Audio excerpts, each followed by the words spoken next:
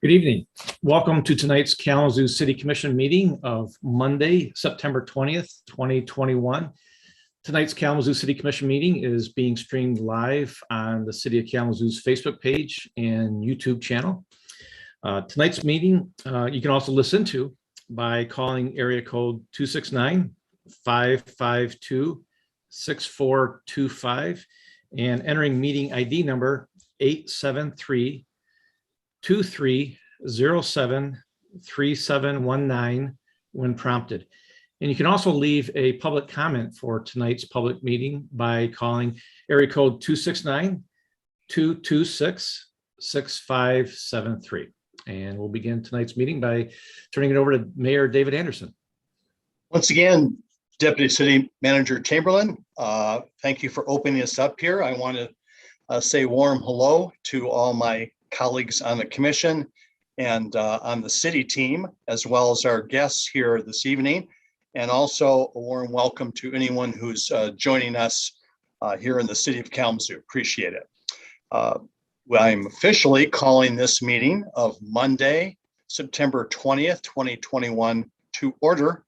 And our first item of business is calling the roll. Clerk Borling. Commissioner Cunningham. Here in the great city of Kalamazoo. Commissioner Hess. Also here in the great city of Kalamazoo. Commissioner Knott. Here, Kalamazoo. Commissioner Pradle. Present in the city of Kalamazoo. Commissioner Urban. Here in Kalamazoo. Vice Mayor Griffin. Here in Kalamazoo. Mayor Anderson. Here in the city of Kalamazoo. Thank you, Clerk Borling. For our opening ceremony tonight, we are honored to have Dan Storer from the Western Theological Seminary here. Mr. Storer. Good evening. My name is Dan Storer. I am proud to say that my wife and I are raising our young family right here in the city of Kalamazoo. I'm going to provide a quote that stuck out to me a couple weeks ago and then offer a prayer, and that is it from me. The individual that I will be sharing his quote, his name is Thomas Merton. He was a priest during the 30s and 40s in France. Thomas's words say this: to allow oneself to be carried away by a multitude of conflicting concerns, to surrender to too many demands, to commit oneself to too many projects, to want to help everyone and everything is to succumb to violence. And when I first heard this quote, a couple of things stuck out to me. The first one was you all, and the fact that I'm assuming, however, I'm quite sure that your responsibilities, your expectations are and roles are endless. Your list of tasks seem never complete, I'm sure. And with this busyness, with being spread thin, far too thin, doesn't have a positive outcome. What this individual is suggesting is when we spread ourselves too thin, it is a negative outcome. And that is something that we most definitely don't need to produce, is any more negativity in this city or in this world. So for what it's worth, thank you for allowing me to be here. Thank you for being willing to serve in this town as leaders. At this time, I would like to offer a prayer for those of you that would like to pray with me. Please listen. If not, that is fine also. Friends, please pray with me. Dear God, thank you so much for this day. Thank you for each and every single individual willing to serve this great city of Kalamazoo. Thank you for their unique gifts that you have provided them, dear God. I pray and ask each and every member of this commission to acknowledge their busyness. I ask that they at least think about being willing to stop and to be still so they can listen to their words, listen to their body, have acknowledge where they are at in life. Dear God, I pray that this meeting be conducted respectfully. I pray, though, that the words that come out of each and every single person's mouth be respectful. I pray that their minds and their thoughts be of positive intent. And I pray that you give each and every single member the energy and the willingness to continue to serve this city. Dear God, again, thank you for this day and thank you for our lives. Amen. And that is it from me. Thank you very much, Mr. Storer. We appreciate that you participated with us this evening. At this point, commissioners, you have before you the agenda for tonight's meeting. Are there any changes commissioners would like to see? I'm not seeing any changes. Next item is communications. City Manager Ritzma. Nothing, Your Honor. Thank you very much, Manager Ritzma. We are now down to item E, which is public hearings. So next on the agenda are two public hearings. First, I'd like to open a public hearing to receive comments on an ordinance to rezone 333 East Alcott Street from manufacturing limited district M-1 to residential multi-dwelling district RM-24. Manager Ritzma, is there a staff presentation on this item?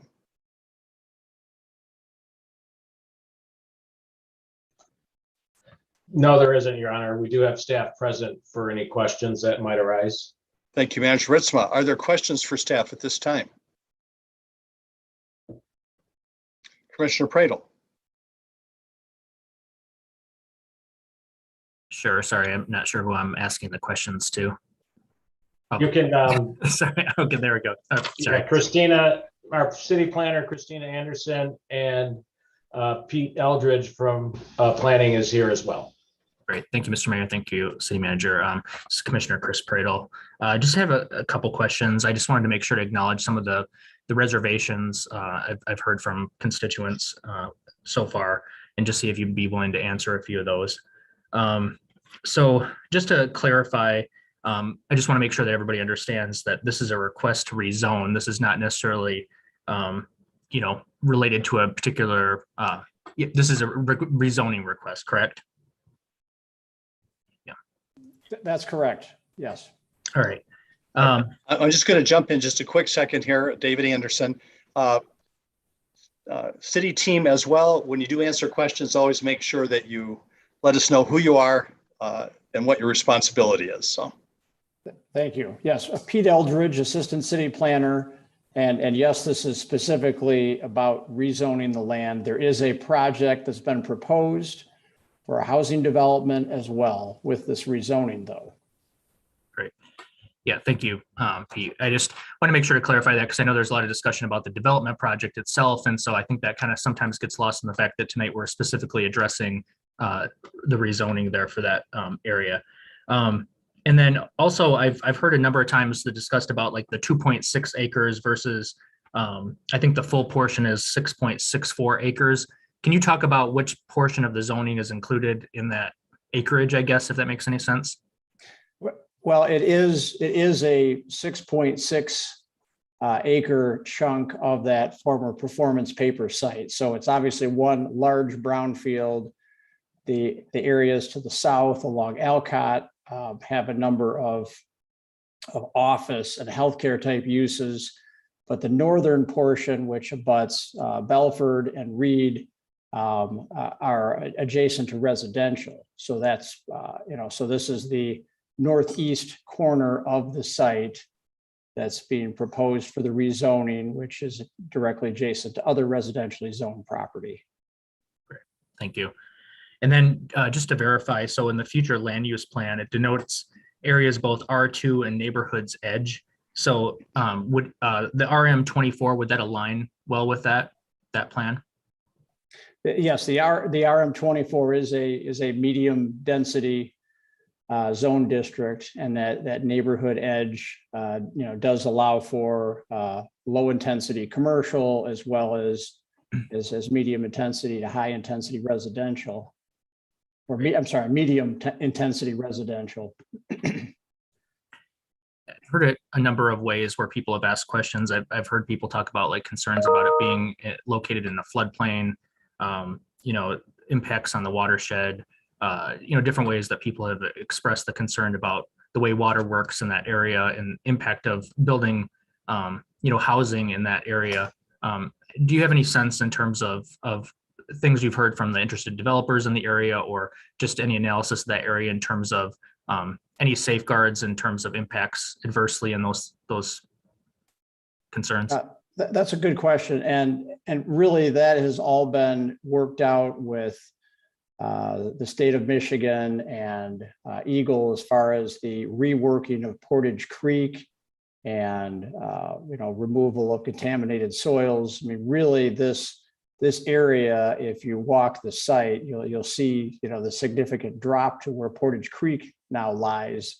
So really the area that's proposed for development is not susceptible to flooding at this point, the way the creek has been redesigned. But yeah, there are other areas in that part of the Edison neighborhood that that are more susceptible to flooding. Great. And then just one last question. I know there's been some concerns, and when this was first brought forward in 2018, there was one dissenting vote from a planning commissioner over the concerns of potential long-term health impacts of the coal ash buried in that area. I know that there's been some work related to that and discussion from the developer about what they're willing to do to remediate that, but could you speak on that a little bit and those concerns? I honestly don't have any background on that. If there's any other staff that's been in on those brownfield meetings, that would be great to hear from them, but I don't have any information to share on that. I'm sorry. If I understand correctly, it seems that I remember it was maybe the planning commission meeting or something, that the proposed interested developer in that area was going to potentially remediate that brownfield site. I mean, there's been multiple discussions of positioning the buildings and leaving where that fly ash is alone, or removing it. So I don't know where that stands at this point. Commissioner Pradel, I see that Director Kick is available. Did you want to jump in on this? Yes, Mayor Anderson. Yeah, this is Rebecca Kick, Director of Community Planning and Economic Development. And Commissioner Pradel, I thought I would just chime in briefly just to direct the project question about the brownfield, that yes, we would be working with the developer if they are successful in securing their low income housing tax credits for the project. We would work both with the state agency for environmental, Great Lakes and energy to secure the due diligence plan that would be necessary to remove that coal ash. Great. And sorry, I did forget one last question I wanted to make sure to ask. I know that there was some resistance from the Edison Neighborhood Association and some individuals when this first came forward in 2018. I just wanted to make sure to clarify and share with the public, the Neighborhood Association is supportive of the project now, is my understanding. And I wanted to make sure to lift that up as well. And that's all I had. Thank you. Thank you, Commissioner Pradel.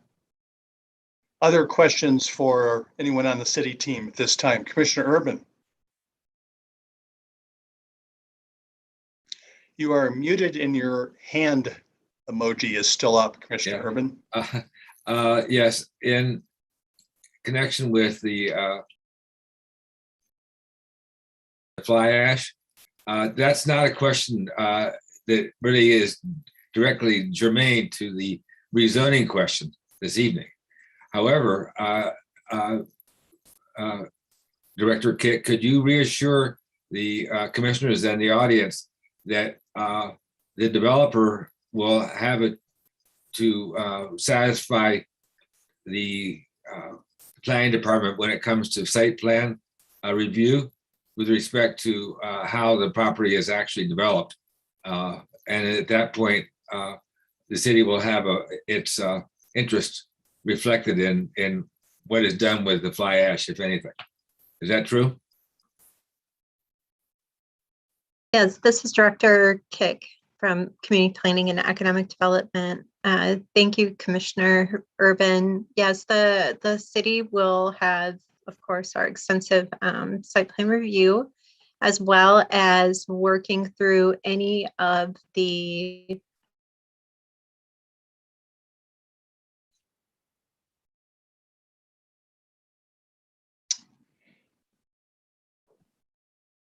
Looks like we have lost our connection. Is anyone else ready to step up in this space? Sure. This is Christina Anderson, city planner in CPED as well, Community Planning and Economic Development. And I think I can finish Rebecca's thought. So yes, we do, all these projects are going to have to go through, this type of project will go through site plan review where all of these details are managed, including any stormwater issues. But between site plan and the work that Director Kick mentioned in working with Eagle and low-income housing tax credits, all of those, how the site gets remediated, all of those details get worked out, but none of that work starts until the property is rezoned and the application made to the state for the low-income housing tax credits or LIHTC application. I hope I answered your question, Commissioner Cunningham. Thank you. Other questions for city staff at this time? Vice Mayor Griffin. Thank you, Mayor Anderson. Yes, I do have a question, or just to circle back, Commissioner Prado touched on it briefly. Yes, what's in front of us is a zoning request to change, but it is important to lift up the project because that is what is motivating the zoning change, and especially, housing is always a hot button topic and a hot button issue. I think it's important, and Commissioner Prado already touched on this, finding out what the neighborhood association and the other neighborhoods felt. But in terms of what actually is going to be on that property, should the LIHTC, should they receive that approval and should this go through?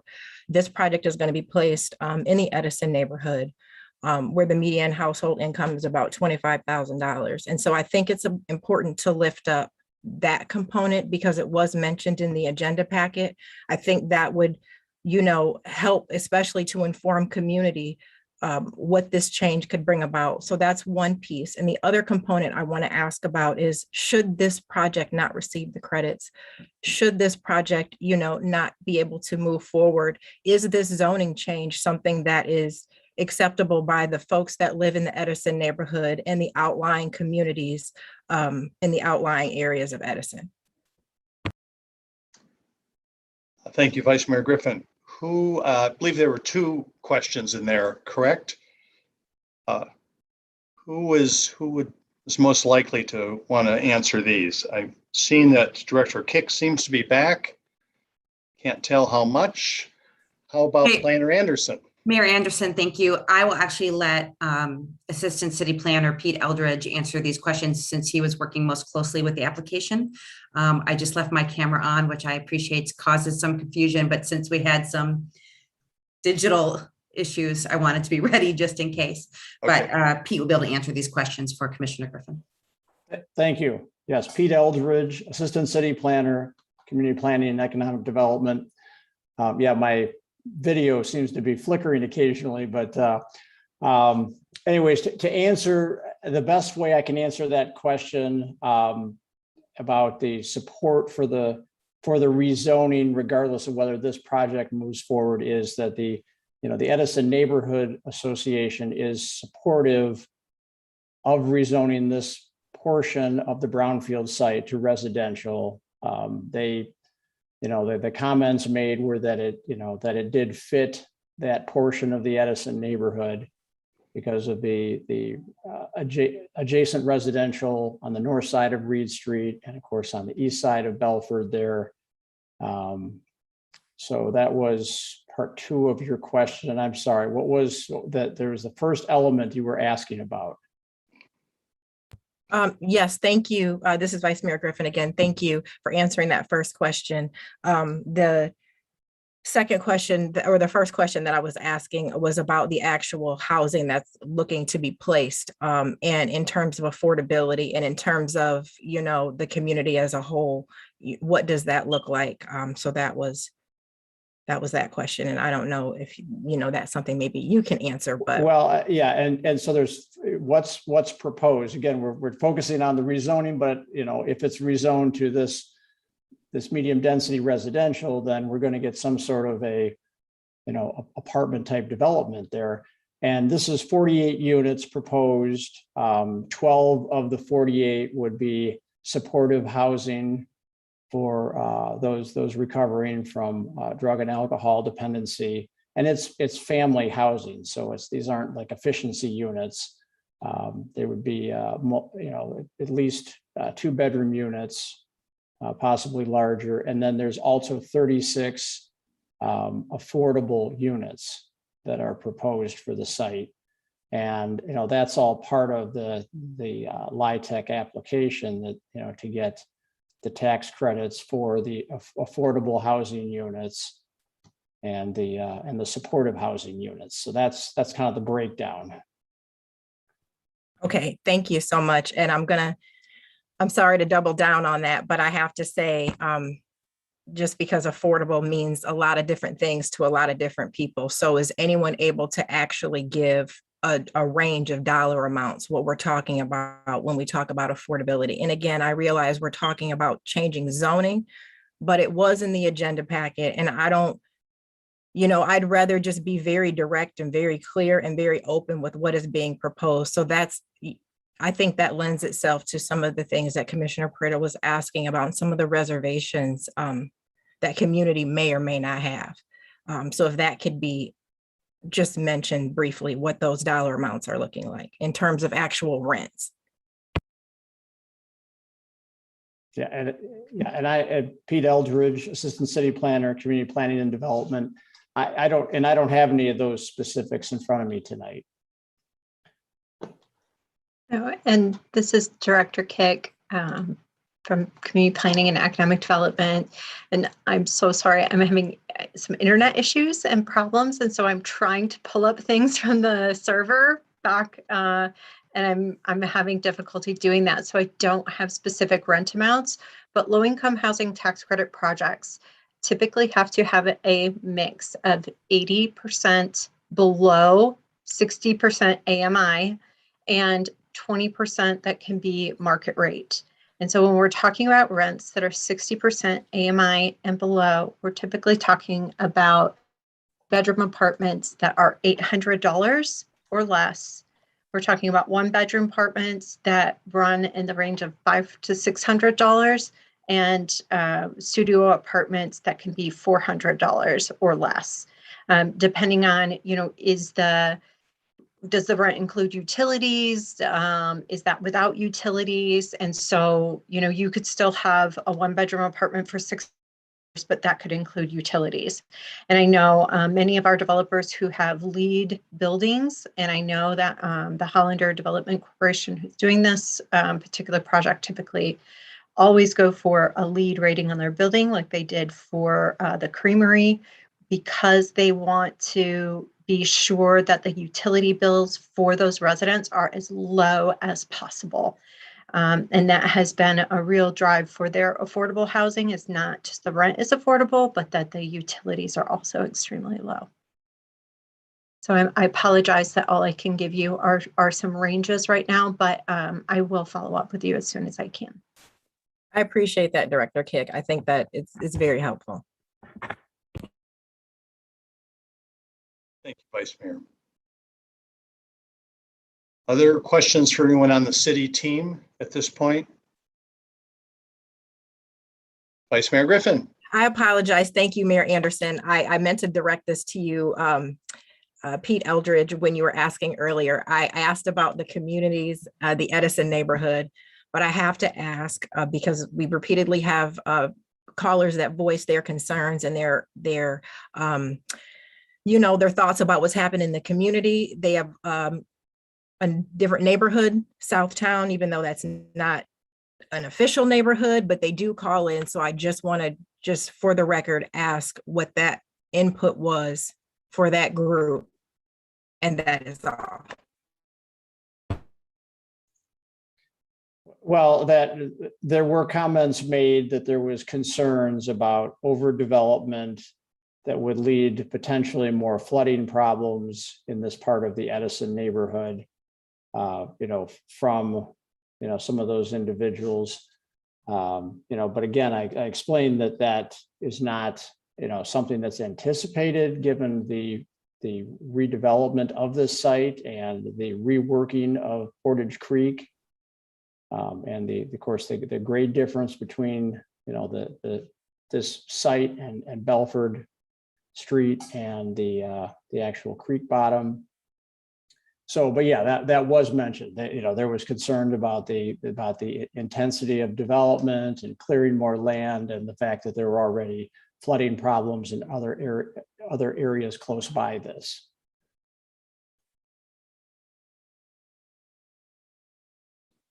Is that helpful, Vice Mayor Griffin?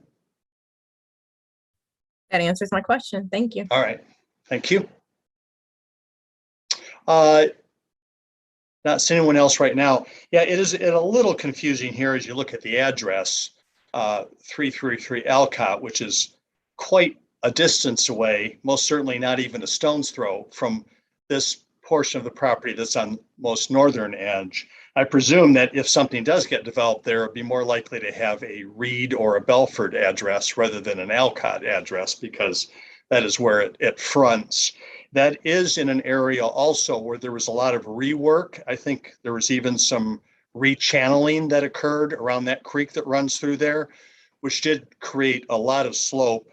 And it's, adjacent as it runs through there to the county reuse of the building, which used to be Illinois Envelope, which is now where County Health and Human Services is located, which is in some ways a lower location adjacent to that creek. So a little bit difficult to imagine if you start out thinking about Alcott Street.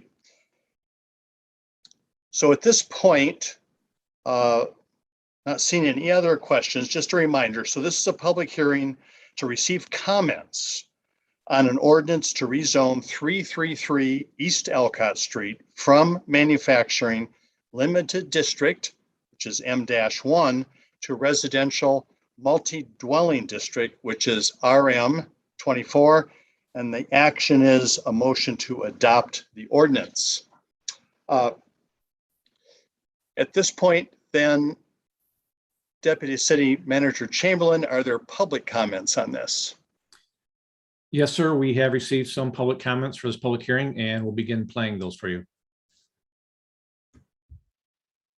Mayor and City Commissioners, I'm Toby Hannah Davies, and I do live in the city. I'm calling about the housing proposal for 333 East Alcott. Some of you know that I was on the Ann Arbor City Council for 8 years in the 90s.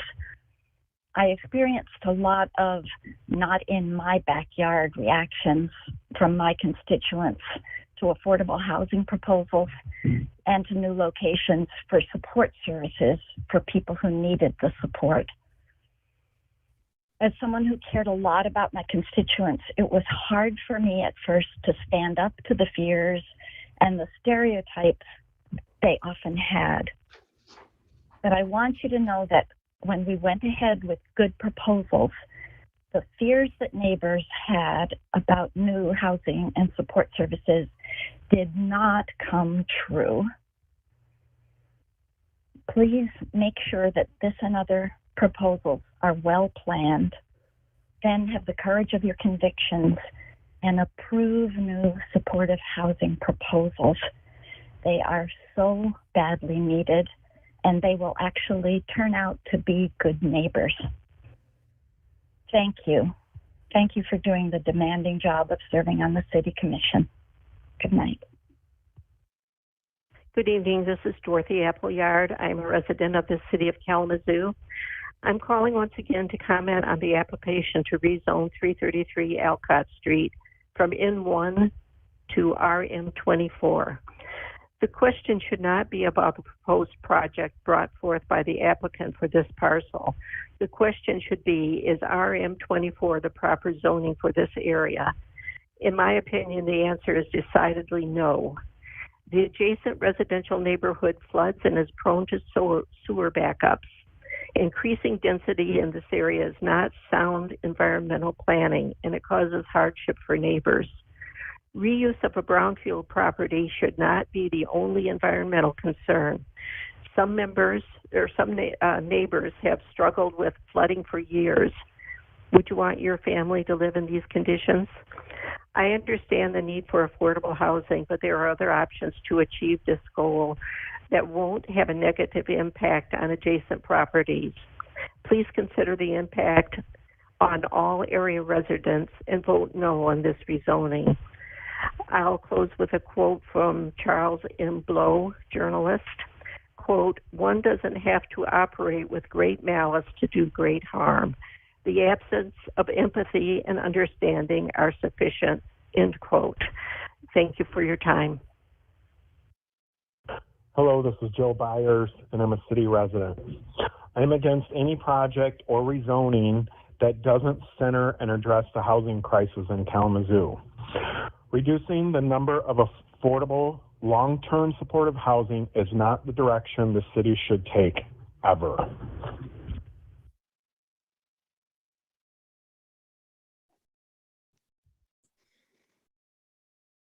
Mr. Mayor, that was the last public comment for this public hearing.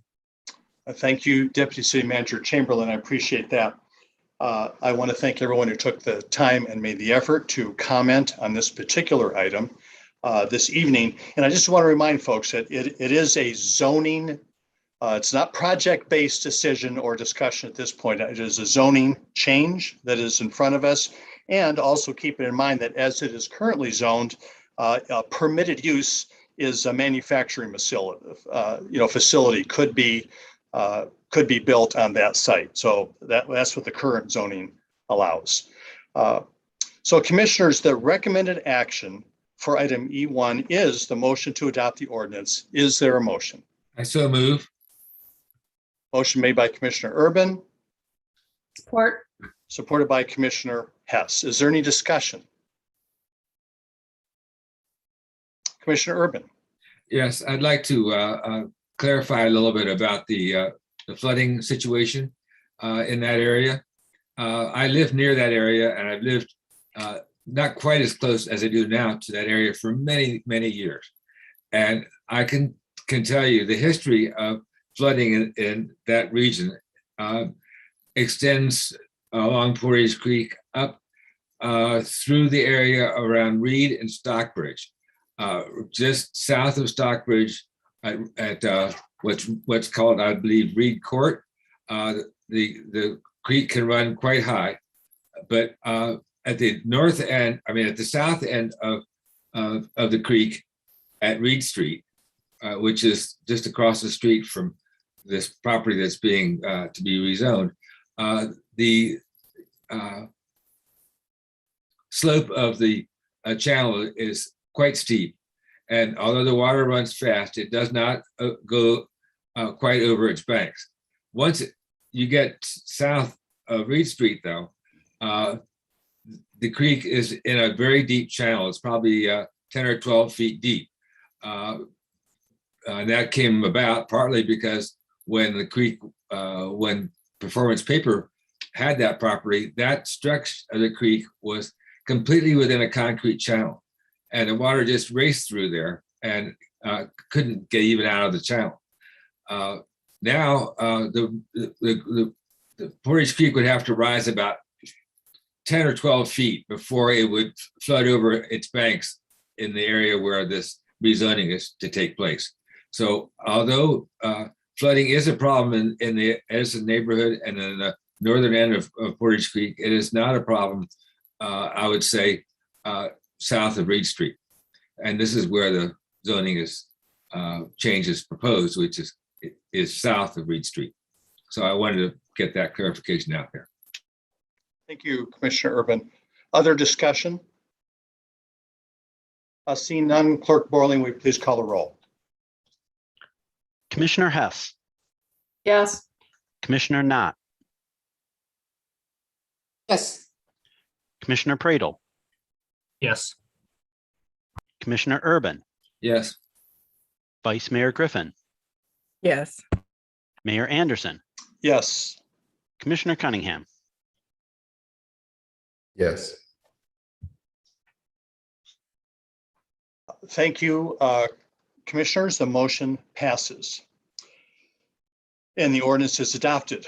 Next on their agenda is item E2. I would now like to open a public hearing to receive comments on a resolution to provide a 5-year extension to the industrial facilities tax exemption granted to Graphic Packaging International LLC in 2020, and to approve an amendment to the exemption certificate agreement between the city and Graphic Packaging International. City Manager Ritzma, is there a staff presentation on this item? Yes, Mayor, I will turn things over to our Community Investment Manager from Community Planning and Economic Development, Antonio Mitchell.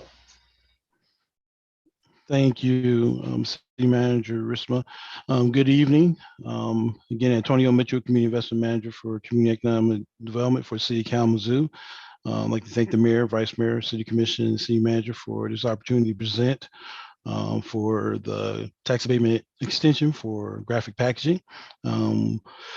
We're going to have myself speak. I'm going to have also City Attorney Clyde Robinson speak first to give a little more background on the PA-1A tax abatement requirements for the City of Kalamazoo, on what our stands of responsibility are in this process. And then we'll let Andy Johnson from Graphic Packaging speak after I speak and give a little more background for the public.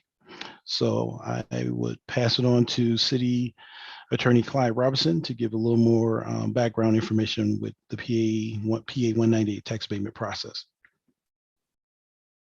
Thank you, Mr. Mitchell. Attorney Robinson. You are muted, sir.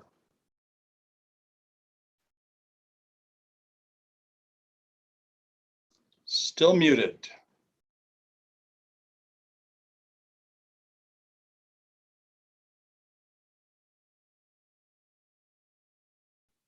Can you hear me now? All right. Yes. Thanks. Yes. Right.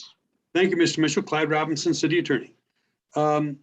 Before you have what the situation we've been put in is the commission is aware, and the community is probably aware. A year ago, the commission approved a 12-year abatement, but broke it up into pieces, and that did not please the State Tax Commission. They interpreted the action, since there was the remaining terms beyond the first year were contingent. They construed the action that was taken last year by the City Commission not as a 12-year abatement broken up into periods, but as a 1-year abatement period. As a result, the Graphic Packaging reapplied, and they've asked for an 11-year. Now, the city can, in its own policies, may adopt 6-year terms and we can permit up to 2 6-year terms. The state law, it caps the most years at 12. And so that's really what Graphic Packaging was requesting. At this point, what is coming back to you, and what staff is recommending, is a 5-year term. And then at the end of that term, Graphic Packaging can return to the city and ask for an additional 6 years if they choose to do so. So that's where the position we are tonight in terms of what's being requested. Now, in the committee of the whole, there was some question as to why are we having this public hearing? The public hearing is required under the statute, under Public Act 198, for the opportunity, even though the public will speak, the scope of the act is much narrower. The intent of the public hearing is to permit representatives of the other taxing units that would levy tax on this property to be heard, and for the city assessor to be heard. Now, while the public may contribute, the statute is pretty clear in that it's the representatives of those other taxing jurisdictions is really what this public hearing is about. The other issue that was raised in the committee of the whole was, well, what if the city wishes or can choose to revoke the exemption certificate that is being asked for? Well, technically, the city doesn't revoke it. That is an action taken by the State Tax Commission if the city so requests the exemption certificate to be revoked. However, the grounds upon which the city can request that action that revocation action of the state tax commission is again severely limited by the statute. Now, the statute lays out 7 possible reasons. However, 4 of them have to do with the speculative building. And this is not a speculative building type of exemption. So now we're down to 3 exemptions, or 3 reasons for revocation. One of the other reasons of those 3 is if you have an improvement that is valued at basically $300 million true cash value or $150 million state equalized value. And that's not the case in regard to the graphic packaging application either. So that reason is removed. So you're down to 2 other reasons. The first reason is that the completion of the replacement or the action that they're asking to be undertaken isn't completed within 2 years. And at this point, there's every reason to believe that graphic packaging will complete the installation of this recycling machine and process within the 2-year time period. So again, that's one of the reasons. If they don't make the improvement in a timely fashion, they're given 2 years, and if it doesn't happen, you can request revocation. The final reason is more of a catch-all, and that is the purposes for which the certificate was issued are not being fulfilled as a result of the failure of the holder of the certificate to proceed in good faith with the replacement, restoration, or construction and operation of replacement or new equipment. Now, and again, that can occur at any time. And basically, the reason for the industrial tax facilities exemption law was to both save and create jobs. And in the application that graphic packaging filed with the city, they are asserting that as a result of this investment that they are making, they hope to hang on to or maintain 324 jobs in the city and add an additional 25. So those are the benchmarks really that you'd be looking at going into the future in terms of, are they retaining the jobs that they said they would, and are they increasing the jobs that they said they would in their application? So those are the 2 grounds that you have to look at in terms of revocation. The first ground is, are they going to complete within 2 years? The second one, are they keeping the promises that they made when they made the application? Thank you, Attorney Robinson. Okay. This is Antonio Mitchell, again, Community Investment Manager for Economic and Community Development Department for the city. So thank you, Clyde. This gives us a roundabout understanding of the overall purpose of what this tax abatement is for. I'm going to give a little more history to catch up for individuals that may not know what happened last year. So as Clyde said, last year, staff did recommend a 6 and a 6 year tax abatement. And at the time, the commission wanted to break it up into a number of different review areas, which was a 1, 2, 3, and a 6 at that time. As Clyde stated, the state did not adhere to agreement with that breakdown. So staff has recommended to literally go back to the original agreement and request a 5-year extension, which would give that option for the remaining 6 years. Is the recommendation to go back into alignment with the original pretty much recommendation. So the key factor, I think, that that's real important with this too, history-wise, is that we've been inclined to make sure the public understands that the city of Kalamazoo is not giving a tax abatement. I think that's real important. This is a state of Michigan tax abatement. What we as the city is identifying the number of years that this tax abatement will exist in that 12-year time period for the total 12 years that they meet the requirements that the state has required. And also, which is real important, our local agreement, which we have as well, which we are also amending to adhere to some of the odor standards that we have been discussing over the last year and a half as well. So Graphic Packaging has committed to that commitment that they've talked about in writing, not just verbally, to work with the city over the time period of the tax abatement on this odor issue and move forth so that we can adhere to the requirements of not only the tax abatement, but also some of the concerns that have been raised by the city commission. And so the key factor is these are two separate components. You got the tax abatement, and then you have our local agreement. Our local agreement is what we adhere to locally with Graphic Packaging and the understanding of what we expect and what they expect to assist us with their expansion and growth. This is a $600 million expansion project. That's bringing in a significant number of jobs. As Attorney Clyde also pointed out, it was a commitment of 25. That has grown to now a commitment of between 80 and 100 jobs to date.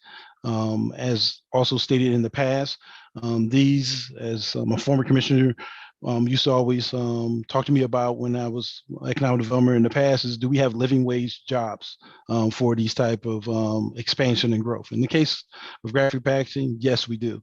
They pay between, in this on an average, between $50,000 and $80,000 a year, which definitely fits in those parameters of a living wage that opens up opportunities for individuals not only locally, but in the region for job opportunities.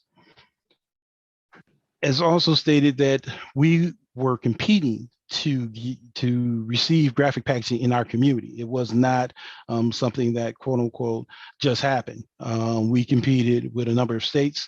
We worked with not only the city commission at the time, but also the city Kalamazoo Brownfield Authority, the county Brownfield Authority, the Kalamazoo County Commission, the Michigan Department of Corporation, MEDC for the state of Michigan, and also South Michigan First to adhere to the commitment of bringing not only those jobs here, those additional jobs, which at the time was 25 to 30, but also to sustain the jobs that we already had.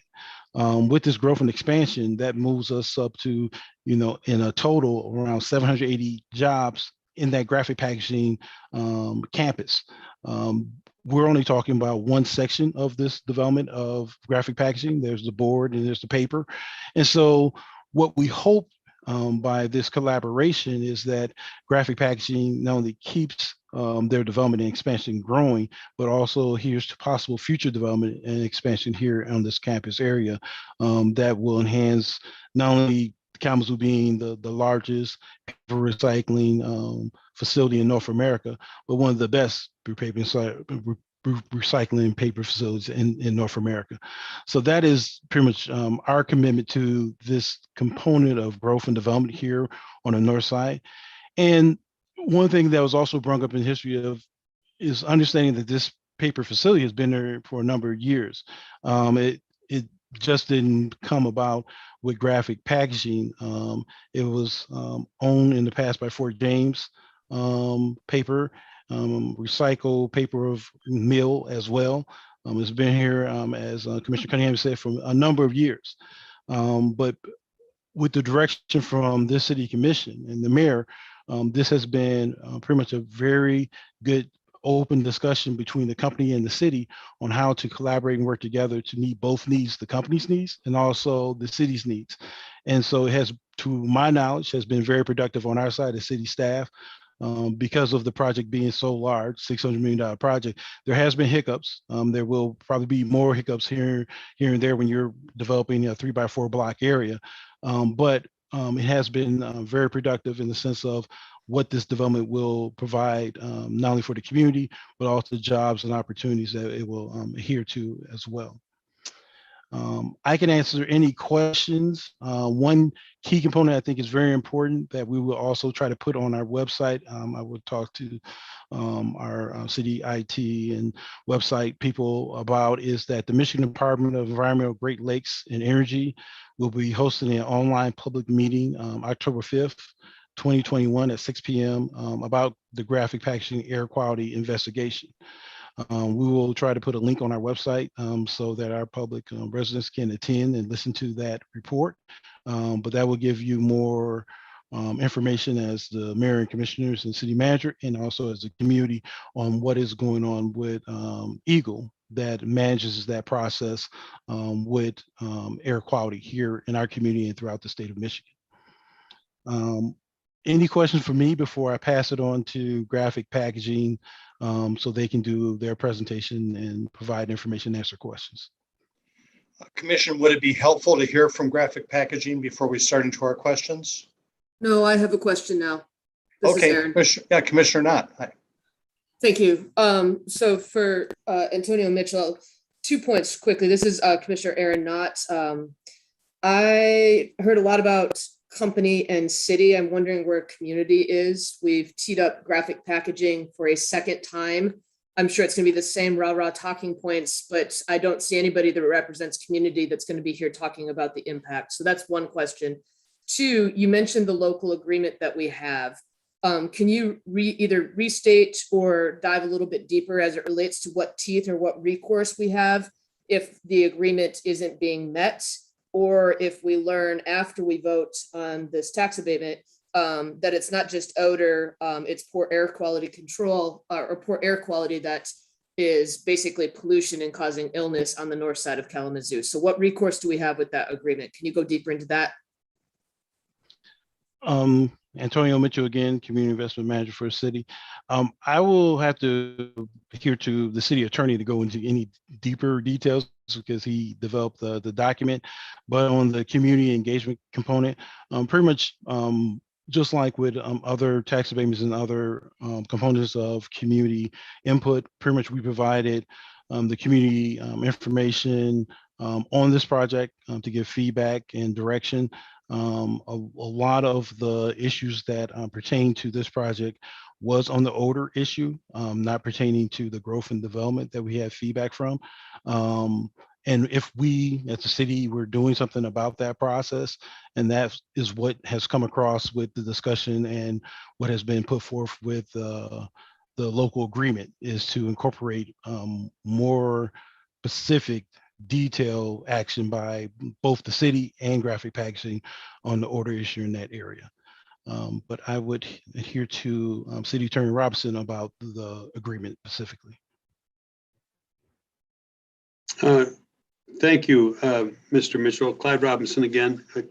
In response to Commissioner Knott's questions, the local agreement would be amended to require that the applicant continue to install and maintain odor monitoring devices as reasonably appropriate and to monitor the odor levels. They must comply with applicable Michigan and federal regulations regarding odor emissions and work in good faith with the city and its odor task force to research and implement applicable and reasonably necessary corrective actions to address odor remediation. Further, the applicant will report to the City Commission on an annual basis and provide documentation to support its actions that taken in the past year to minimize nuisance odor. Then if the commission is not happy or unsatisfied with what has been presented by Graphic Packaging, they have an additional 90 days to respond.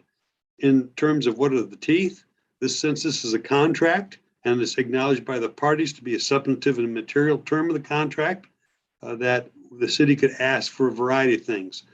Damage is going to be very hard to quantify, but we can ask for specific performance. And certainly if there are violations of Michigan or federal regulations, we can ask those agencies to step in as well. Okay, thank you. Just one follow-up for Antonio Mitchell. So I heard that we've engaged the community, but did we give community an opportunity to be live with us tonight to talk about their concerns? Because I can't believe that I'm the only commissioner that hasn't been inundated with constituent messages and call for action as it relates to this vote tonight. Commissioner, I'm not, again, Antonio Mitchell, City of Kalamazoo, Community Investment Manager, speaking.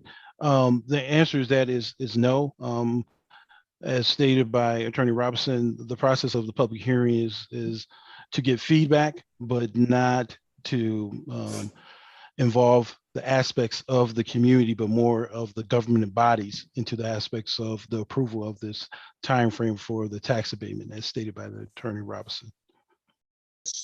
David Anderson here. Just to add to that, though, there will, as soon as we are done with our questioning, before the motion is made, Commissioner Knott, there will be an opportunity for public comments on this particular item. So that will occur shortly. No, I get that. This is Commissioner Knott again. But if we're an organization that's concerned about advancing equity, it's not equitable when the corporation gets unlimited time, including during our meeting 2 weeks ago, which was just supposed to be a motion to set tonight's hearing. And then we heard 15 minutes again of all the great things that the corporation has done. Yet our citizens that get to call in, they're afforded only 3 minutes. So I'm just raising that it doesn't feel very equitable, to the community that is definitely impacted by this plant. That's all. Thank you, Commissioner Knott. Other questions from commissioners for? I can reserve mine until after graphics packaging gets the opportunity to present. Thank you, Commissioner Cunningham. All right, Manager Mitchell. Yes, so we have Andy Johnson, Government Affairs and Sustainability for Graphic Packaging and his team online, and they will be given pretty much a presentation and answer questions from the mayor and commissioners to assist with any background on their project and that development for graphic packaging. Thanks, Antonio. This is Andy Johnson, Vice President of Government Affairs at Graphic Packaging. We had put together a short presentation that if we could share it, that would be beneficial, but we certainly can just talk directly from it. Antonio, do you have that? Antonio Mitchell again. I do have it. I can bring it up and you can tell me. Give me 1 minute.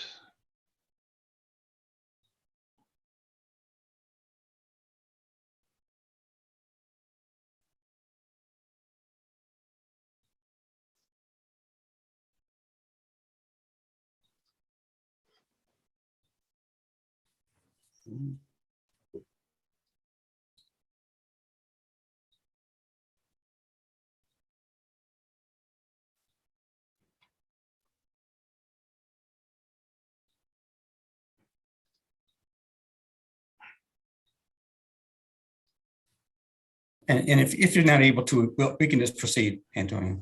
I'll get. Yeah, I'm like, sorry to say, with Ms. Kitt, trying to get through the system to get to it. So okay, great. I'll just start and then there you go. Great. Yep, Jeff has it. There you go. Thank you, Jeff. Thank you, Mayor Anderson, Vice Mayor Griffith, and commissioners. We really appreciate the opportunity to speak on the project and other concerns. We just want to give a short overview just to ground everybody. We're not going to go too deep into the overall discussion on it, but also meet our the expectations of an annual review of the work on nuisance odors. About a year ago, we came before this commission and indicated that that we've been listening and getting feedback from the community, and we just really realized we weren't meeting the expectations of the community. We're the partner that we wanted to be, and we've been working very hard over the last year to get more open, transparent communication, and also deliver on the expectations of you as commissioners and also the community. We think we've made some progress, and we just look for your feedback as we go forward through the program.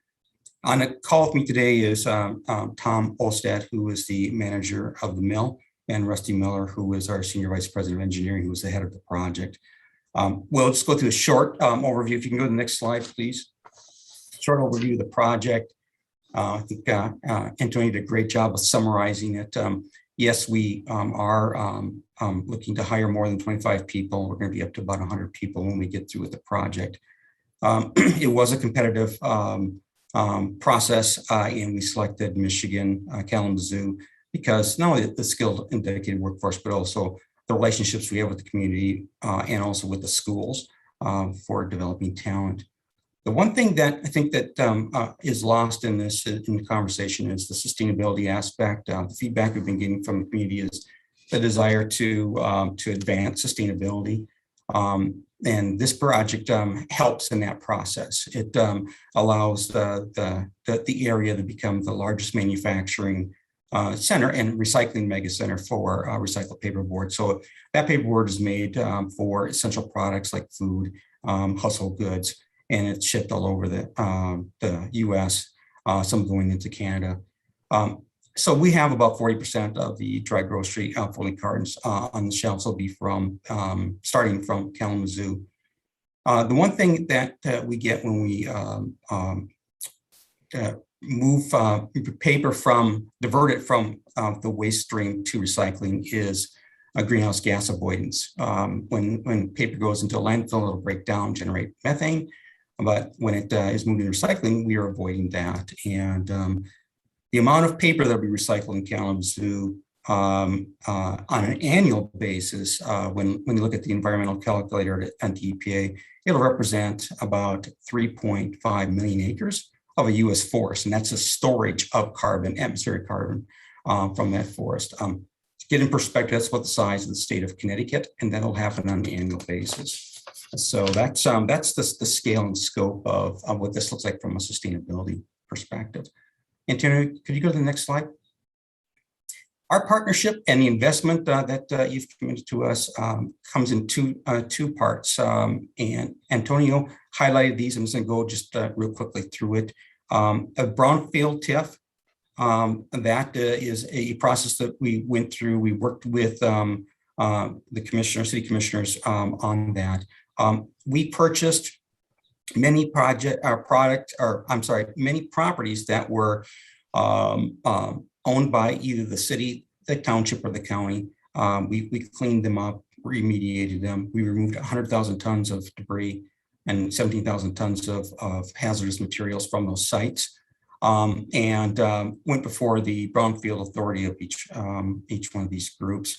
And we're supported for a remediation program with the Brownfield Plan. The commissioners at that time in 2019 for Kalamazoo approved that Brownfield Plan. We did invest about $25 million into the purchase and remediation of those locations. And the Brownfield will offer a $12 million of anticipated reimbursement over a 25 to 30 year period. And there's $13.3 million that we at Graphic have absorbed and will carry us forward as far as the cleanup is concerned. And the PA 198, as Antonio has mentioned, really the part on that we haven't talked about is there will be incremental tax that Graphic Packaging will pay. And the PA 198 offers up a 50% abatement of that tax, and that turns out to be $133,000 per year, or $1.6 million over the 12-year period. Graphic will still be paying $133,000 every year for that 12-year period, and then it goes up to $266,000, and that's based on kind of current rates, and that will change over time. So we did work with the city in regards to the nuisance odor minimization performance provision that's in the agreement.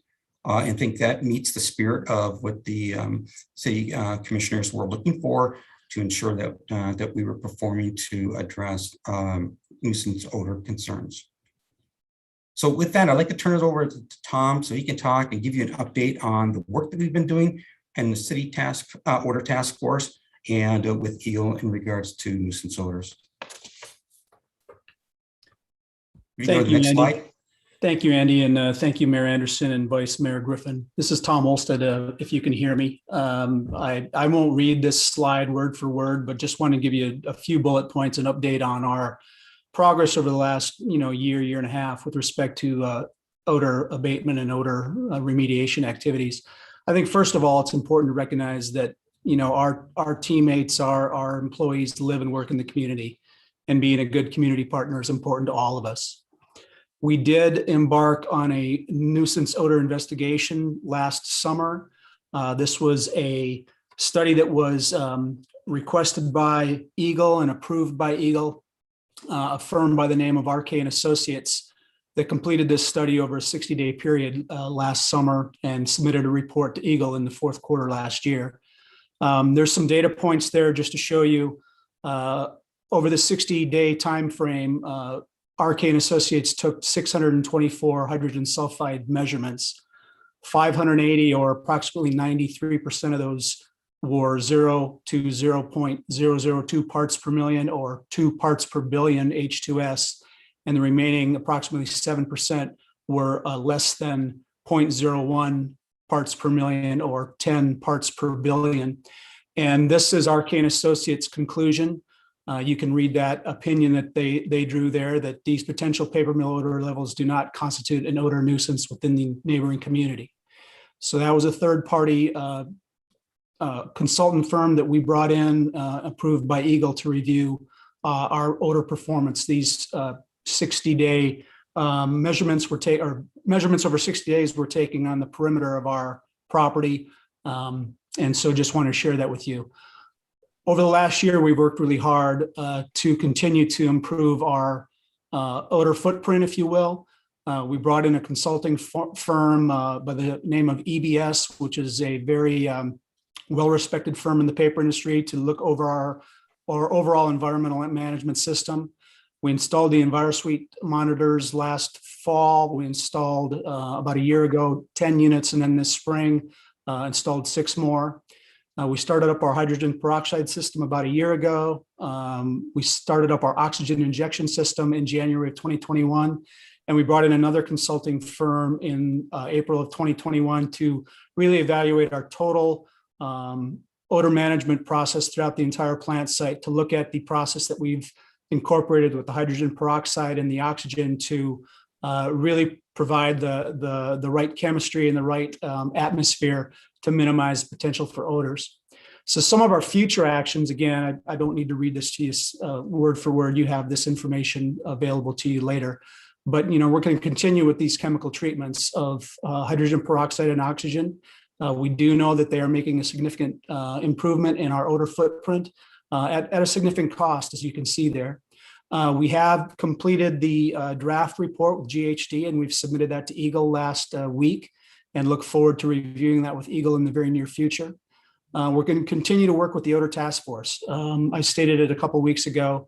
Our work with the Odor Task Force is a collaborative effort with the city, with Eagle, with the Environmental Concerns Committee, to make sure we're all working together to move forward with this issue. And then obviously we want to work with the city on the date and timing of the city-owned junction box, basically the city-owned sewer, which is on the graphic packaging property that we've identified as an opportunity for an improvement there. And we're expecting to be able to do that in a couple of years, in the summer of 2023. And then obviously, we've talked about EBS, we've talked about GHD. If there are other experts out there that can continue to help us be more successful and continue to work, with more improvements in our odor abatement activities, we're going to continue to bring folks in to help us out. So that's what I had. Thank you for your time. I appreciate the opportunity to share some of the good things we've been doing over the last 12 months. Thank you.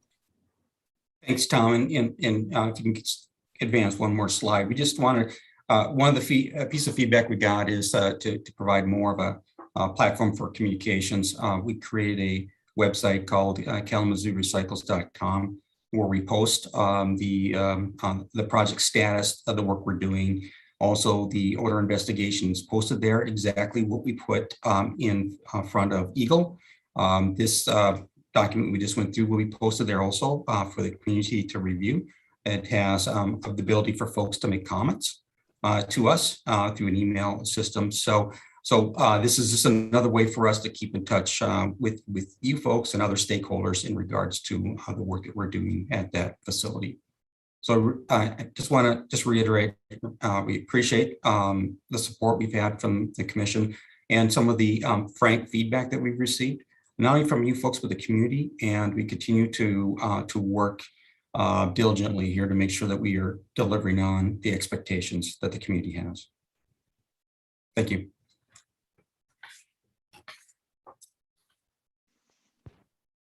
Commissioner Cunningham. Thank you, Mayor Anderson. Thank you, city staff and graphics packaging for this information that you provided. So I want to take a moment to push back on city staff. I guess my frustration kind of kicks in when I hear, what we can't do. And, that's not uncommon, that's not unknown, because I need you to tell me what we can do. And the way that this information was presented in the previous two meetings was very frustrating and disappointing for me. And let me give my clarifying statement. Typically, when you're in management meetings, a lot of people aren't privy to that. Unfortunately, this management meeting, we have to do it in front of the public's eye. And what I mean by that is, we can approve this on a year to year to year to year, up to 11 more times basis.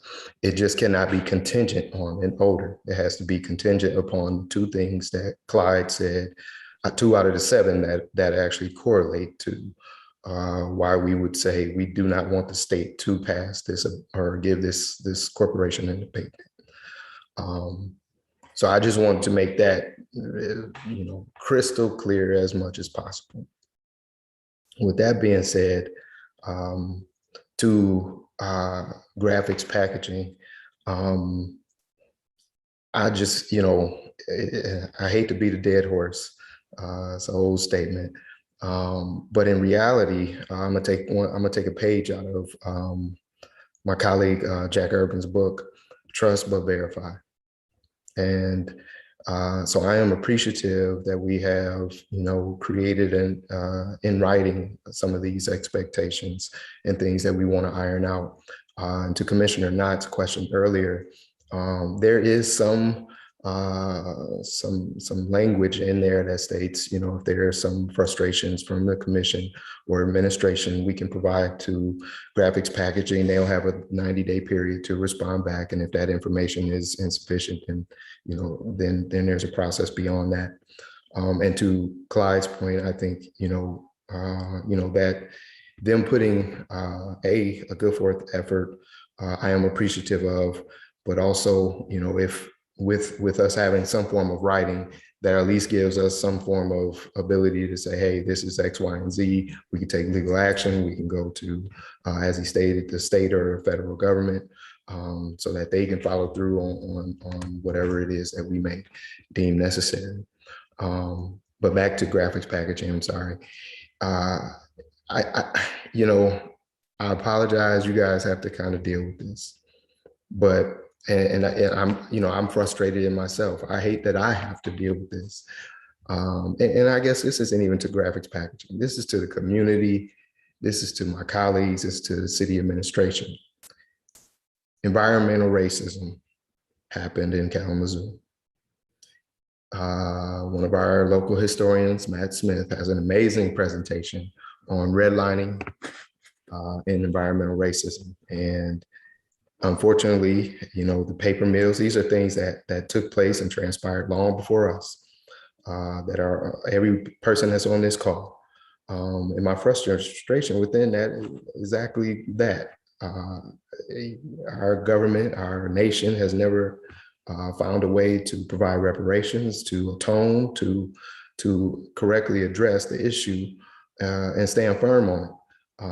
And so, I guess what I'm trying to pinpoint here is I'm doing my job, just like you guys are doing your job. And I can imagine there is a high cost to going back and applying for an extension every year or every 2 years, 3 years, 5 years, things of that nature. I get it.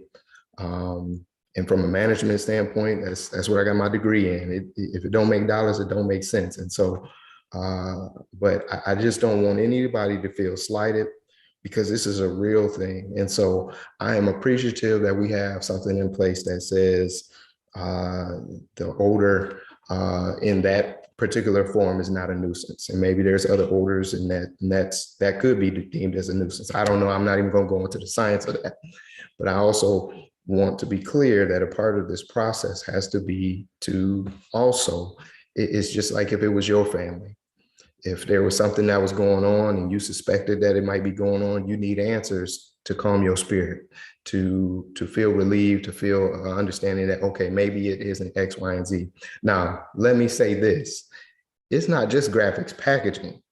It's that entire area, which includes city staff, city administration, city property.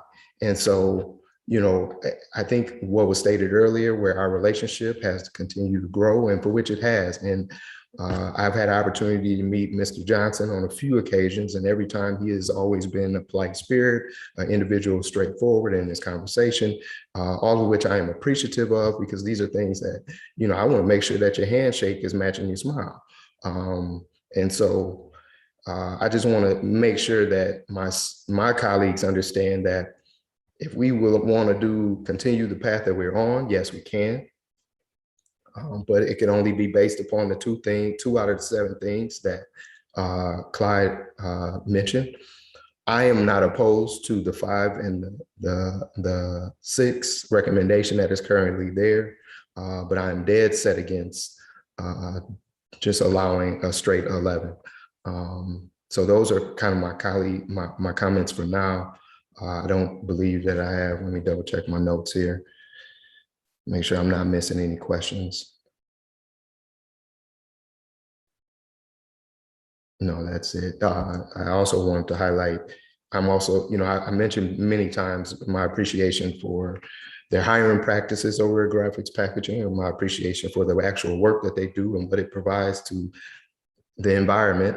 But I also want to highlight their willingness to come in and spend the dollars that were spent on that brownfield cleanup. And so, again, this is an effort that we have to work together closely on. Last year, obviously, you know, I've been in this role on and off since 2015, and I'm still learning. And so when it came time to, you know, have this conversation, obviously it brought forth odor, and that's not something that technically can be tied to abatement, but I'm appreciative for each entity that's at the table and willing to have these conversations, because it's necessary. And even now, and even if moving forward, you know, obviously we'll be getting report out. Well, I will no longer be on the commission, but the commission will be getting report outs.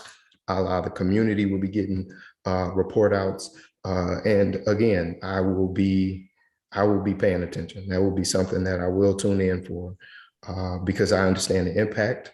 And now I've been educated on who, what, where, when, and why. So I think to some degree, I'll be a content expert, not just for the people at the table here, but for the community, because they, you know, as I read through a lot of the statute language and the resolution language and other X, Y, and Z's, it can get complicated. And so I just want to make sure that the city staff understood my frustration, and that all parties understand, you know, what type of decision we're making moving forward and where my feelings and thoughts lie. Thank you, Commissioner Cunningham. So just for now, just for a moment, I just want to caution Commission is that this is specifically time for questions for staff, and we will have public comment next, and then there'll be an opportunity for a motion, obviously, in the discussion after that motion as well. So at this moment, are there particular questions that would be helpful to ask anyone, either our guests here from Graphic or from our city staff, as far as particular questions at this time?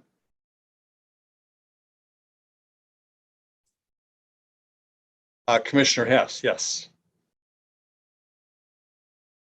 Just really briefly, I think Graphic mentioned the Kalamazoo recycle site where folks can engage and provide feedback. Kalamazoo City also has a place on our website, kalamazoo.city.org, and where you can go to I want to report, and then you can pull up the odor task force site, and you can report an odor when and where and what it is. So just so the public knows that there is a way to engage on the odor task force. Thank you, Commissioner Hess. All right, at this point on our agenda then, seeing no more questions, Deputy City Manager Chamberlain, do we have any public comments on this item? Yes, sir. Excuse me. Yes, sir, we do. We have about 20 public comments, and we'll begin playing those now. Thank you.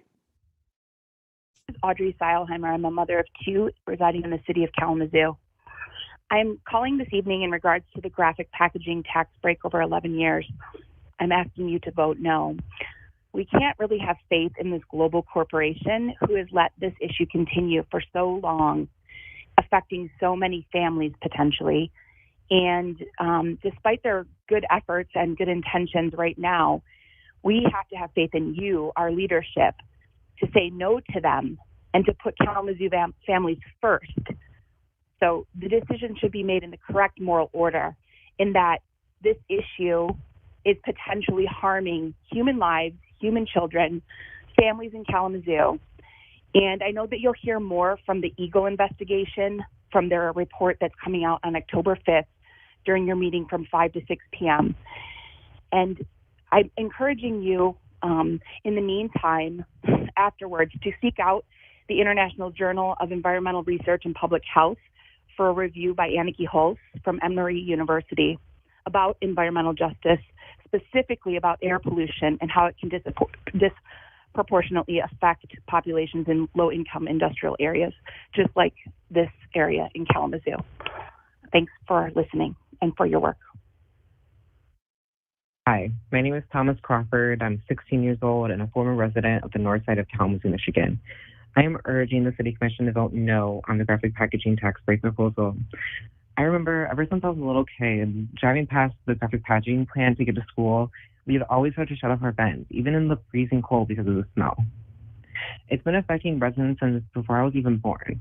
And there has been documentation that the smell is harmful to humans and it's toxic. I bet if there was like any sort of documentation that there was toxic odors coming from a business in West Midge Hill or in the Oakland neighborhood, the city wouldn't hesitate to shut it down immediately, let alone give them a multi-million-dollar tax break. Why do you allow graphic packaging to take advantage of the members of society who have the least amount of power? The North Side is notorious for being the most Black and the most impoverished neighborhood in Kalamazoo. Yet you allow this to go on. This vote will let voters know where you stand. Do you stand up with the most disadvantaged members of Kalamazoo, or do you bow down to some rich and powerful people whose headquarters aren't even in Kalamazoo, from Atlanta, Georgia? These are people that live with you. We live with you in Kalamazoo. And by voting yes on this proposal, you are throwing thousands of people under the bus. I hope you do the right thing, and goodbye. My name is Kim Jackson, and we don't want no graphic packaging expansion. Hello, this is Reginald Doss. We don't want no graphic package expansion. This is DeAndre Jones. We don't want no graphic packaging expansion.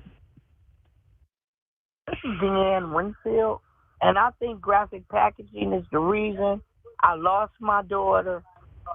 My son is on life support, and me and my other daughter have asthma really, really bad. We do not want no kind of expansion.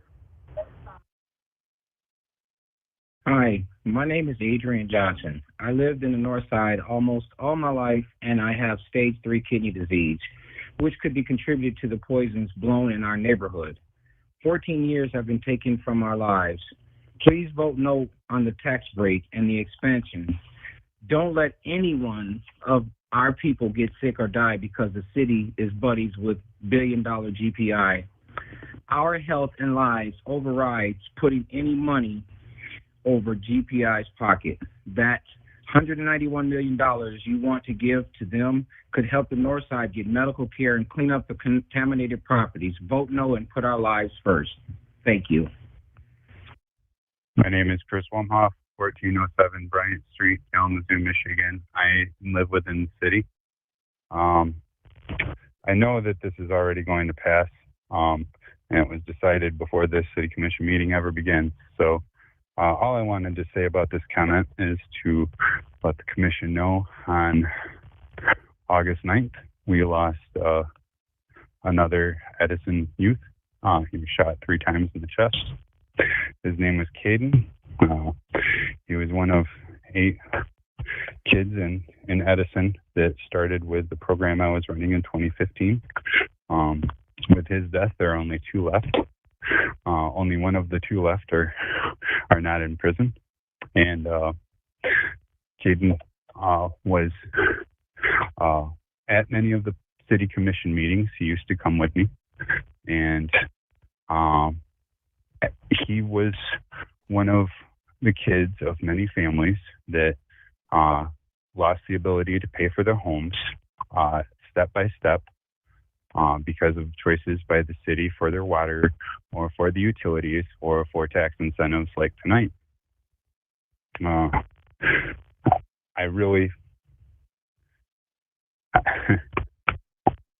I know the city is going to go ahead and pass this, and even though you look at the amount of miscarriages, and even though you look at the infant mortality, and even though you look at how you're forcing the people in this neighborhood to cannibalize themselves or go into things like selling drugs to try to survive and live, the focus is going to remain on these tax incentives for large corporations. And I know that pretty much our city manager is going to decide this, and this city commission is going to be compliant. And I remember the last time that I tried to bring up the amount of deaths in the kids in my program and in my neighborhood. And one of the commissioners said that I was threatening their children. And I just wanted on public record that this is going to be one of hundreds of examples of where the city chooses some monetary value over moral value. And there were 1,000 Cadens before he got shot, and there will be 1,000 more. And I want the city commission to know that this kid died, and I hope that some of you care. I don't believe that you do. My name is Zachary Lassiter. I live in the city of Kalamazoo. I'm a little concerned about the tax abatements on the calendar tonight, especially even more so now seeing that I think it's Eagle will be releasing a study on odors potentially coming from graphic packaging tomorrow. And I would like to see this discussion tabled at least until that report comes out and the public as well as the city commission can read that report, because I think it's important that we have all the facts before making a decision as a community on whether graphic packaging is being a good neighbor or not. Thank you. Hi, my name is David Benak. I live in the city. I am calling about the graphic packaging tax break, and I want to please urge you not to vote in favor of this. Tax breaks are incentives to get somebody to do something right or reward for somebody who has done something right. Neither of those situations apply to graphic packaging. They've been polluting our community for decades. That doesn't deserve a reward. They don't need this. We know they don't need this in order to do what they're wanting, which is to massively increase, which is going to be more pollution in our air and more damage to our infrastructure. Please don't vote in favor of it. You all say you love the people of Kalamazoo. Let's act like it. Instead of giving tax breaks to polluting corporations that have a record of not caring about fixing it, let's do something to protect the people's health and equality in the city. Please, please just say no. If graphic packaging cleans up their act and then comes back and asks for a tax break, then give it to them. But first, make them do something. Please. Thank you. This is Joe Byers, and I'm a city resident. Here we are again talking about tax breaks for a corporation who has and continues to poison our neighbors. Bridge Magazine recently named Kalamazoo one of the worst cities in Michigan for environmental racism. Commissioners that sit on this commission have family members who are affected by this poison. Our neighbors on the north and east sides are dying and living with chronic illnesses due to this poison.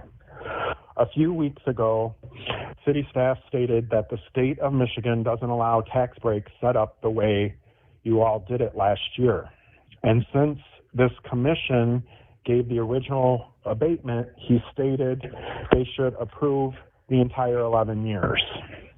Jack Urban then piped in saying that Graphic Packaging has been a good faith partner and doesn't need conditions because they've worked so hard with their expansion during the last year.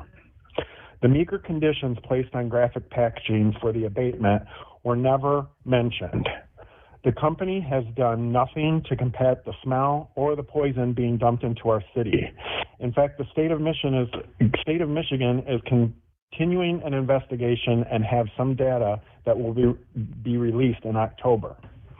If they were such good faith partners, why can't they come back in 1, 3, or 5 year increments before any makeup of the commission and prove their case for a new abatement? Letting them off the hook of any conditions is morally wrong.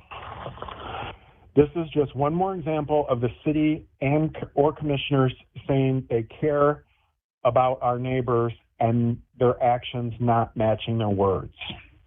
If you vote for this tax break, you cannot say Black Lives Matter. You'll own the fact that you put corporate greed over the lives of our neighbors. I urge you all to vote no on extending the tax breaks for the full term and put real concrete demands on Graphic Packaging to make sure they are meeting said standards. Then they can prove their case when the abatement expires. Anything else is violence and certain death to some of our friends, family, and neighbors. Good evening, Mayor, Vice Mayor, and City Commissioners. I just want to thank you guys for taking the time out to listen to citizens' concerns about this issue. I am a City of Kalamazoo resident, and I'm also an East Side resident. And this definitely affects my neighborhood. It affects many people that live in my area. And I am not in agreement with giving Graphic Packaging any type of tax breaks. This company needs to be held accountable. They need to work on better air quality. They need to work on being better with the environment in this area. They do a terrible job with this area. And if they were to get another tax break or get another deal, that would just be a slap in citizens' faces. They add on pollutants with no respect to residents that live here. They're not good for this community when it comes to that. And if they can't follow that and become better environmental friendly for this community, I vote that you guys say no on giving them any type of tax breaks until they put their money where their mouth is and actually honor what they say they're going to honor and actually give this community respect and help us with clean air and not adding more pollutants and being disrespectful to the City of Kalamazoo residents. I hope that tonight you take this into consideration as well as others who share my same concerns. I hope that you guys vote no on this issue and that you continue to hold this company accountable going forward. Thank you. This is Heather Benak. I'm in the City of Kalamazoo, and I'm calling tonight to ask that the City Commission do the right thing and not approve any additional tax breaks for Graphic Packaging. Kalamazoo was recently cited in an MLive documentary as one of the worst cities in Michigan on environmental racism because of Graphic Packaging. Do not continue to reward this irresponsible corporation that is actively polluting our city residents and committing environmental racism with millions of dollars in tax breaks. GPI does not deserve or need the tax abatement. Enough is enough. My name is Art Hirsch. I am a Kalamazoo resident. I have a comment in regards to the Graphic Packaging International tax extension. My wife and kids suffer from respiratory illnesses here in Kalamazoo. I know what it's like to bring my son to the hospital gasping for air and not knowing where that next breath is going to happen. This is incredible that the City of Kalamazoo, the Commission, is considering an 11-year tax abatement for Graphic Packaging International, a factory located next to a residential neighborhood where the state is now investigating the prevalence of asthma.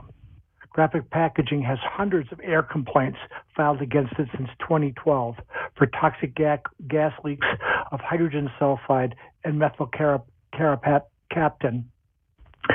Eagle has received over 100 complaints about odor specifically directed to graphic packaging from 2010 to 2020.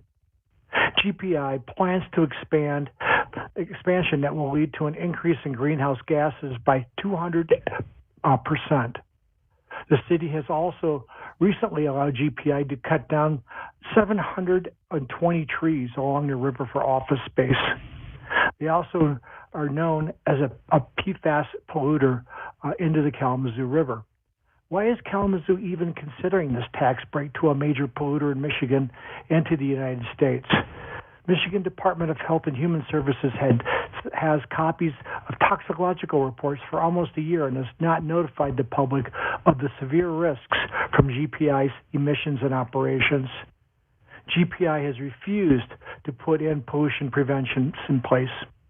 It's my understanding that the Michigan Department of Health and Human Services began studying the prevalence of asthma in the neighborhood and in the 49007 zip code after residents and experts began raising concerns about hydrogen sulfide emissions escaping the mill operations.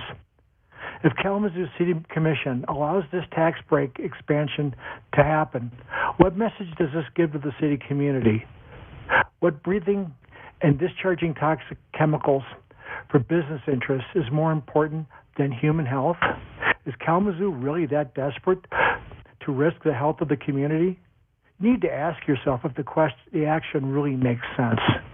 Does the City Commission members live in a Northside neighborhood? Would you be willing to have your family and children exposed to these chemicals every day? Why risk potential lawsuits from residents and third parties? It's not appropriate to consider this tax break to GPI in light of an ongoing environmental investigation by Eagle that will be presented in 2021 in October. Stand up and do the right thing. This is Brandy Crawford Johnson, former resident from the north side of Kalamazoo. For over a year, I've been fighting for environmental justice for Kalamazoo residents. Just like Aaron Brockovich, I FOIA'd records last summer when my eyes began burning like they were on fire whenever I was outside in my yard. I had to purchase my home over video due to the pandemic. I then talked to community members, our mailman, and retired graphic packaging employees, and realized almost everyone had respiratory disease, cancer, burning eyes, and other health issues. I then contacted reporters and the EPA with the toxic gas readings I FOIA'd after city and county leaders ignored my concerns.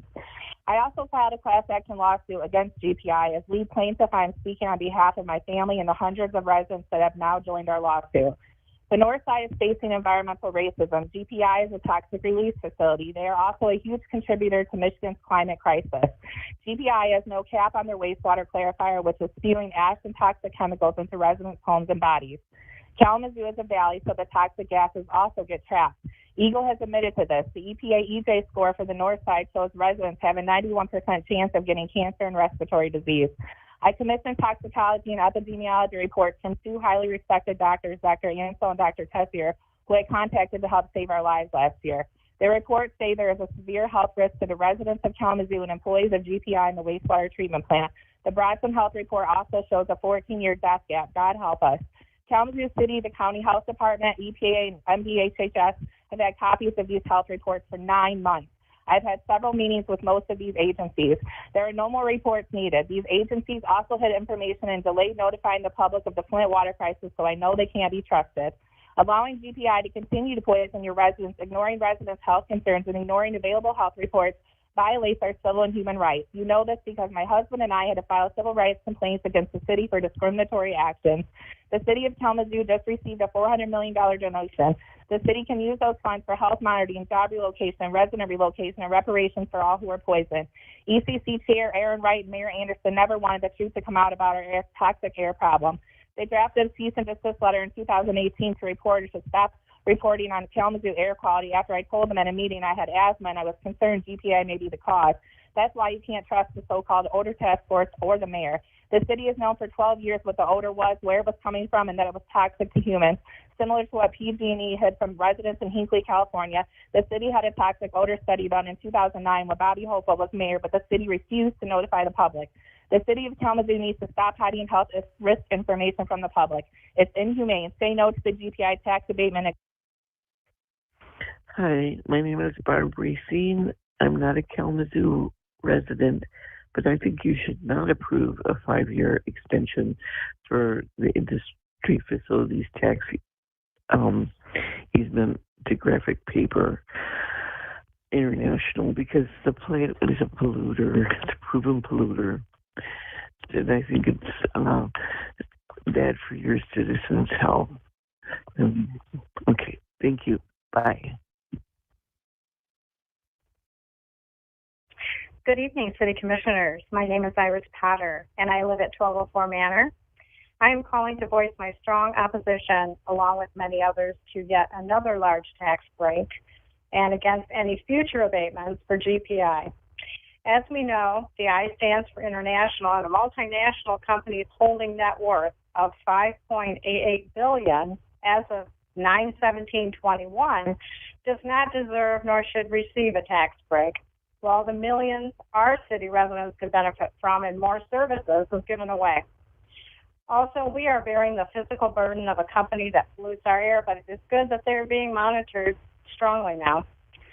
What I have witnessed over many years about large multinationals receiving tax breaks from a smaller city like ours is that the company benefits and we don't. And more importantly, no matter if they get a tax break extension or not, they will carry on as strong as ever, proceed with their next project, and finish it. So I urge the City Commission to take a hard look at this now, because we are in a pandemic for one, and we need all the tax base that is available. Thank you, and have a good evening. Katie Bloom, resident of Kalamazoo, and I would like to voice that I hope that they deny the $191 million tax break for graphic packaging. Thank you very much. I got COPD, and I do not want GPI to expand at all. Thank you.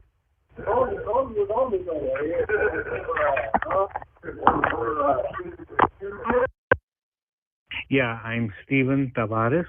I live in the city of Kalamazoo and have for the last almost 15 years. I used to come to Kalamazoo as a child, had relatives living on the north side. And you know, it stunk back then. So, Mr. Mitchell, yes, it's always been that way there, but it doesn't mean that it's supposed to be that way today. And because we allowed it back then, I'm over 50-something, I'm 59 years old. So, you've allowed it this long, we might as well keep polluting and making it toxic for people who live in the neighborhoods on that side of town? I don't think so, sir. And you should be embarrassed. It's your people that are being killed and made sick. And then we have right on the other side of town there. Now, it also seeps into the other areas. Of course, working class people. I'm against this abatement and extension of it or renewal of it or whatever it is. You want to know why? Because as you kill off people and taxpayers and make them sick, we are the ones who are paying for the services that company receives. They don't send money to the state, you don't get money from the state. They don't pay city taxes, who pays for them? The citizens of this community. So I hope that this whole commission is going to really evaluate what's going on here. It's embarrassing. It's sick. If they can't afford to run their business without tax abatements and for an expansion, maybe they shouldn't expand. If I can't pay my bills, I pare down. Same concept. Thank you. My name is Jeff Wiseman. I'm a city resident. I'm calling about the graphic packaging discussion. And I have to say, I'm really surprised that all of these issues weren't dealt with prior to this date and prior to all of the tax abatements. The problem with the smell over there in that area from the sludge has been going on since probably the mid-'80s, even earlier than the mid-'80s. And I think it's typical of a lot of paper mills to have this problem.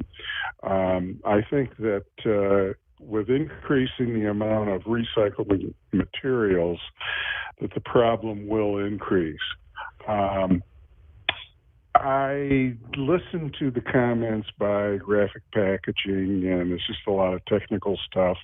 It doesn't really get down to exactly what they're going to do. And I would not be surprised if there's very little that they can do to eliminate that smell. I remember our prior city manager, there was a big investigation to see where the smell was coming from. So this is not a new issue, but it's being treated as a new issue. I'm also wondering what the township's position is on all these issues, since much of the paper mill, I believe, lies in Kalamazoo Township. And also, what do other paper mills do to eliminate the problem? Other mills in the area have that are into recycling always have sludge, and that's where the waste is. It's where the inks are, the chemicals are, and everything else. And I just think that it's been handled rather poorly by the city by not addressing the problems prior to what they're having to address right now. That's it.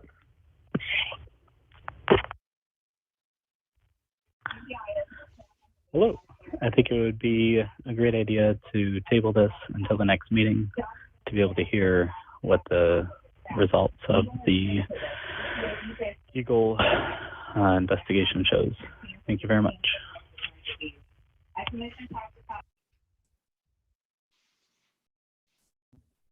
Mr. Mayor, that was the last public comment received for this public hearing.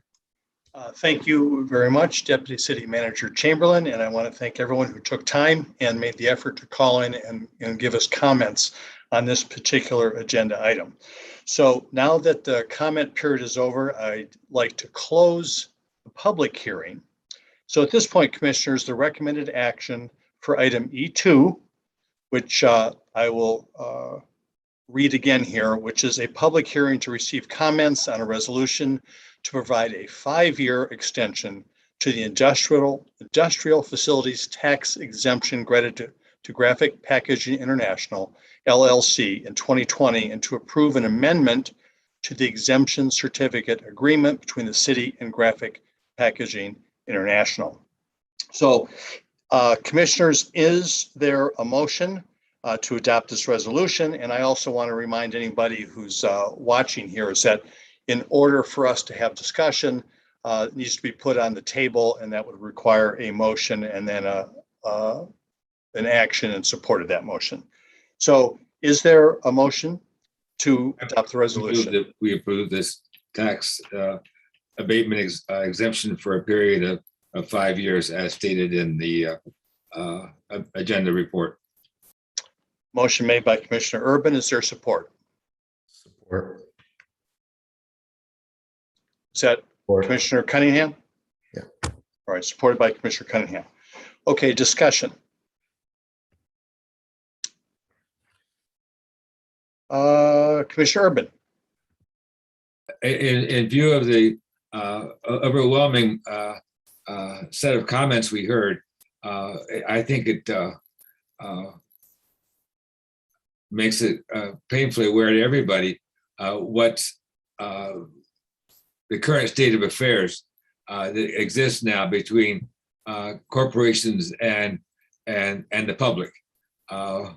This is a byproduct of many years of industrial laissez-faire activity, including what Upjohn has contributed to pollution in the city, which is it has been not insignificant, but it was not noticed at the time. What has happened in the last 50 years since I've been involved in a career in the chemical industry is the awareness has gone way up from where it was. And it's continuing to rise. The question for me right now is, do I not acknowledge the progress that has been made, or do I get on my righteous high horse and say this is wrong, because the fact is probably graphic packaging would go ahead with their expansion anyway, whether the abatement is there or not. But the negative attitude, or rather the bad blood that could come about from having reneged on what was looking like a mutually beneficial arrangement through the Odor task force and so forth, can set up a very bad set of situations that actually led to a lot of the pushback that we get now to the Clean Air Act and the Clean Water Act, thanks to what went on in the decades ago. So this is a complicated issue, and I acknowledge that.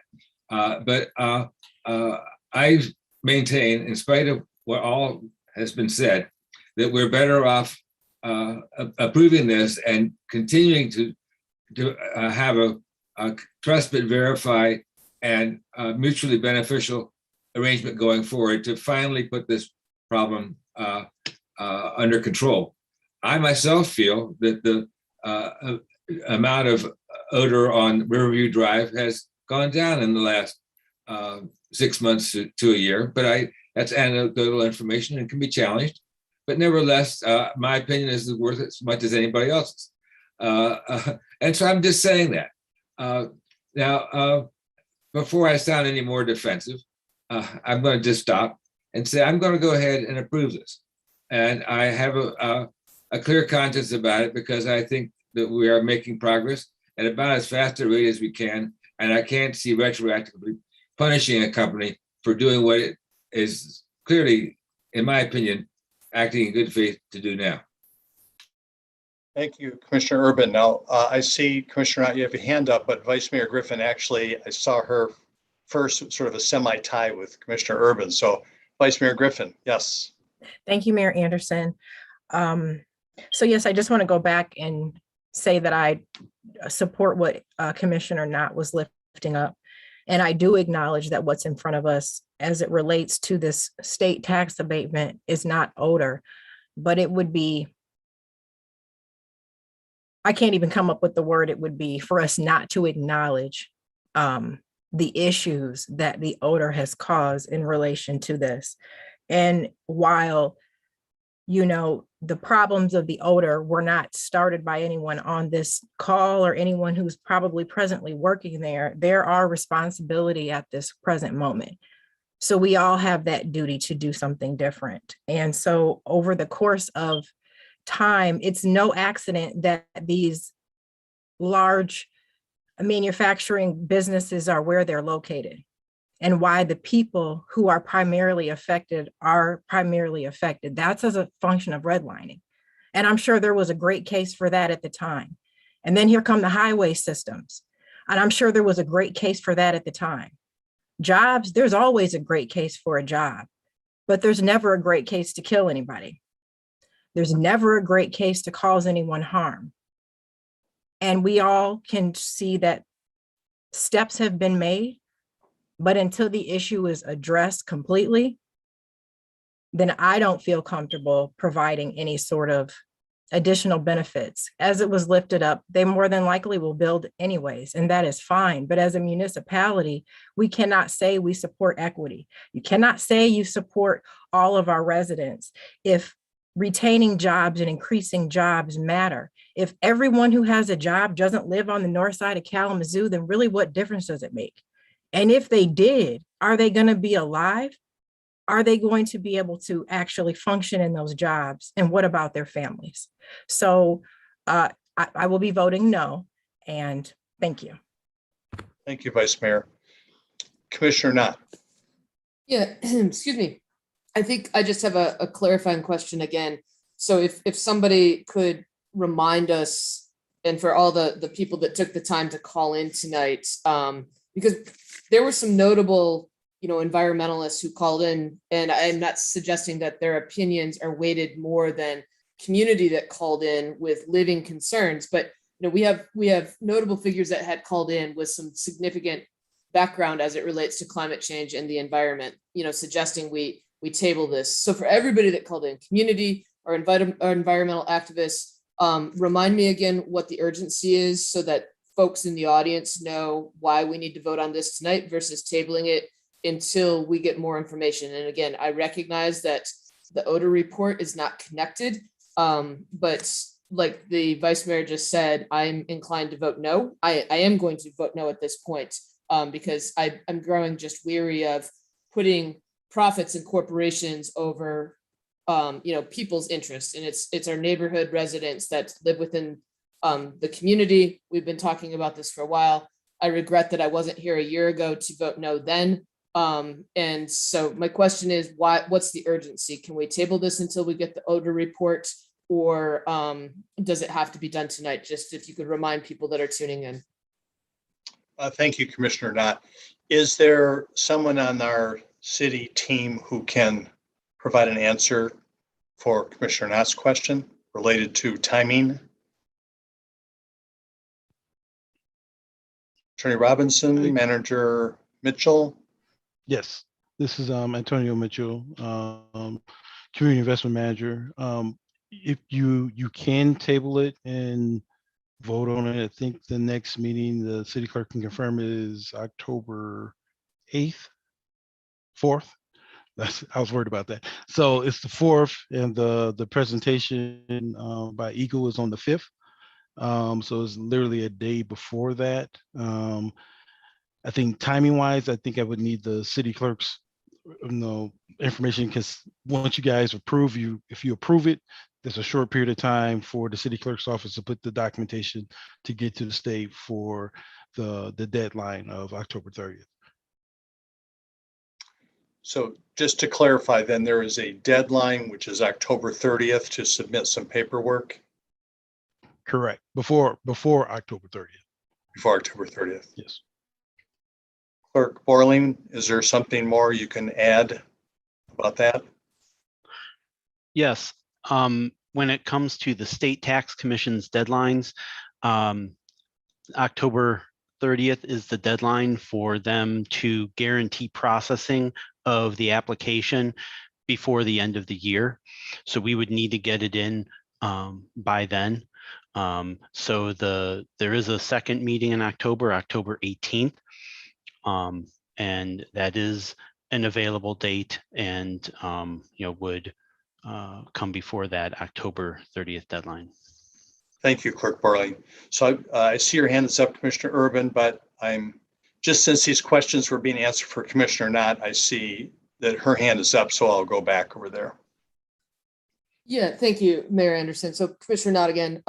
So I apologize, I'm not entirely sure of the process, but what I'm hearing is if we have October 18th and the Eagle meeting is on the 5th, and I lifted up during my original comments that if we're an institution that cares about equity, it doesn't make any sense to me why we're taking action on this tonight. So short of totally knowing what the process would be, I'm just going to put out right now that I would support a motion, how I would even make that motion at the time to say, let's table this until October 18th. So that our community gets the Eagle report and we have some time to digest that and then revisit this, giving us still some days before the filing deadline at the end of October. Thank you, Commissioner Knott. So I'm looking for your continued counsel here, Attorney Robinson, but I'm assuming that with support, another motion could be made at this time. Is that correct?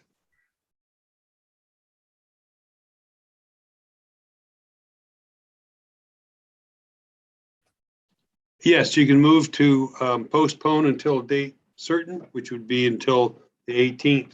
I would also should point out, and it was mentioned and perhaps overlooked in Mr. Mitchell's comments, that it is possible that even if this body says no to the application, graphic packaging can appeal the state tax commission, and that body can grant the exemption.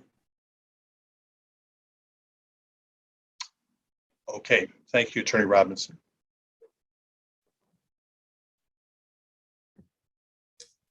So I guess just to ask again here, okay, well, a motion has been made. So at this point, I saw your hand. Do we need, I'm looking for support for that motion or? Support. Okay. Motion supported by Commissioner Cunningham. Commissioner Hess.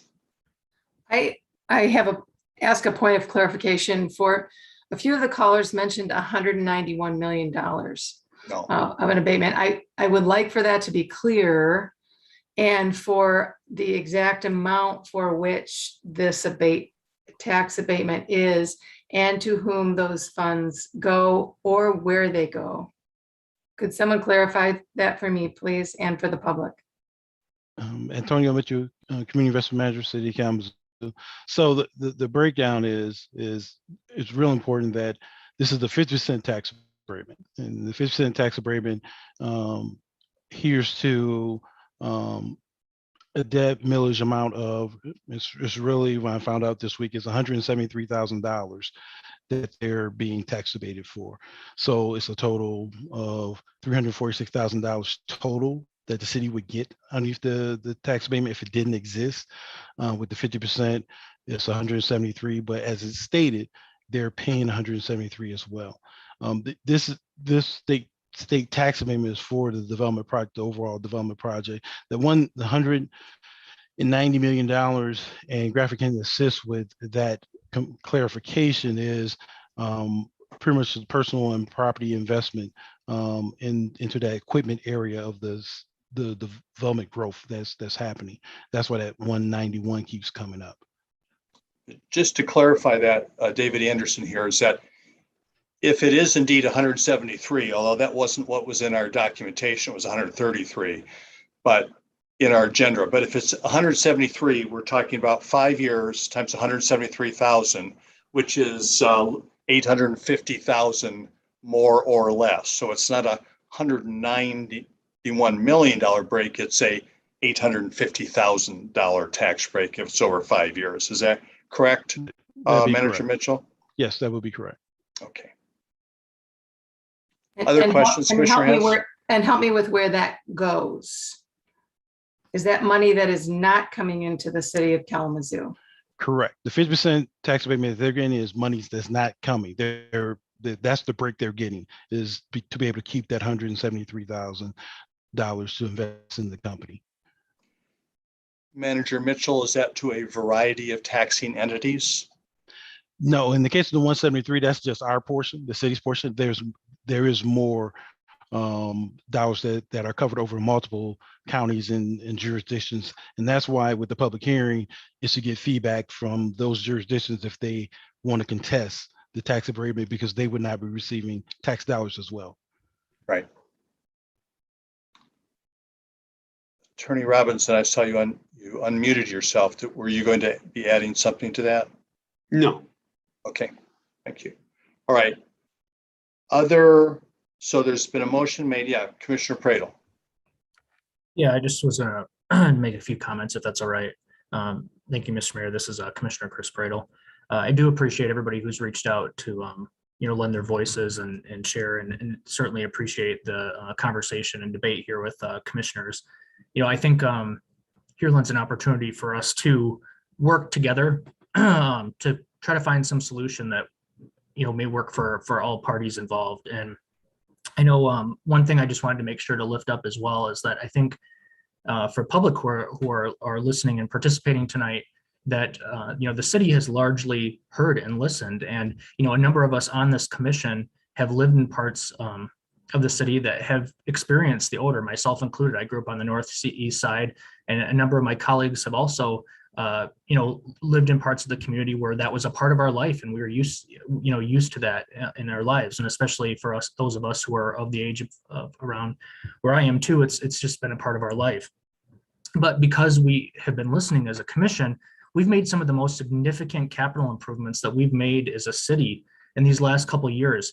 $2.4 million on carbon scrubbers that are going to go in at the water reclamation plant.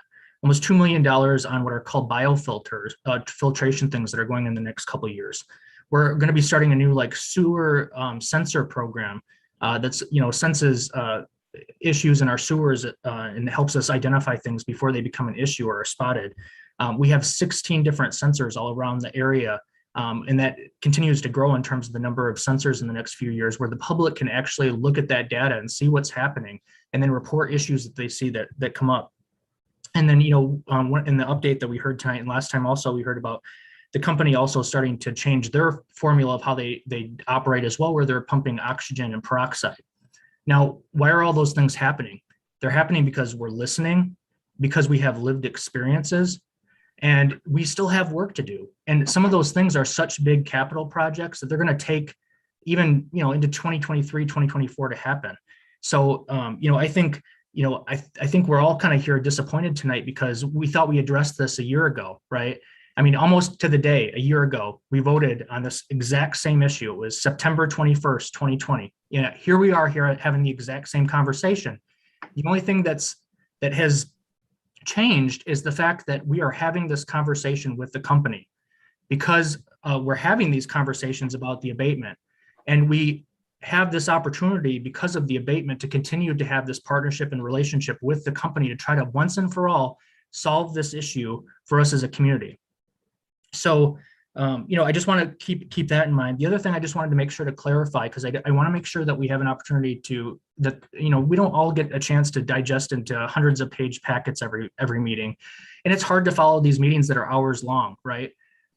But so I'm trying to use this as an educational moment of what we achieved, but I also wanted to say as well is that the facility is set to be done in fourth quarter this year. And I think that's important for people to understand, for people who are calling to say, I don't want to see the GPI expansion. The GPI expansion is almost done, all right? And it's important for the public to know that. It is here, it is a part of our community. So I think that the burden that we have as leaders and community working together is to figure out a way to work together to make this work for all of us and to solve, the problems that we perceive and have. So, I think for me, I think it's, in good faith, I think it makes sense to potentially table this so that we have the opportunity, as the community is asked, to have us hear that report on the 5th. And, that would set us up where it would have to be the 18th. I know that we're up against a pretty tight time crunch, but I think, I think that seems like a reasonable request, just so we can make sure that all sides are heard and, have a chance to do that. And, I think the other thing just to keep in mind is that, the other part of us hearing the public as a commission is remember a year ago, thanks to the foresight of Commissioner Cunningham, we set it up where originally it was set up where it was incremented in 1, 2, 3, and 6 years. We heard the public, we responded to the public and voted accordingly. But the Michigan Tax Commission pushed back and said to us, no, you can't do that. That's not allowable. And so that's why we're here again tonight, to readdress and deal with this issue again, that all of us would, rather not be an issue again, but it is. So here we are. And so, the request is for an 11-year tax abatement. We have an opportunity, and the recommendation on the table by city staff is a 5-year abatement. So within 5 years, or if we wanted to make it 3 years or whatever it is, there's the ability to tie this to the progress that we're making on different capital improvements related to the odors, to check in with each other in that time period. So I just wanted to throw all those things out there, just make sure to share those thoughts, and just make sure the public knows this background information and how we got here, what everything looks like, what we're trying to do to mitigate odors and issues. So it's all relevant to tonight. I mean, obviously we're very focused on the actual abatement itself, but I think that is all very relevant information. Thank you, Commissioner Pradel. I appreciate that. Commissioner Cunningham. First off, I apologize for my long rant during questioning, so please forgive me, Mayor Anderson. And for clarity to Commissioner Prado's point, we can, and if city staff correct me if I'm wrong, we can make it a 1, 2, 3, 6 year check-in. It's just, it cannot be contingent based upon the things that we were doing last time. But that aside, I think it is fair to get the report from Eagle before we make the decision. I think that's a fair ask. I have an additional ask though, is that can we add into our our IFEC, Industrial Facilities Exemption Certificate Agreement, a health study. something that says that we're going to go in and look for that opportunity too before our next meeting. So that's my ask for city administration, and I will support postponing this until the conversation that we have in Thank you. October. Thank you, Commissioner Cunningham. So is there someone on the city team who would like to provide an answer or attempt to provide an answer to Commissioner Cunningham's question? This is Antonio Mitchell, City Community Investment Manager. You want me to go first, Clyde?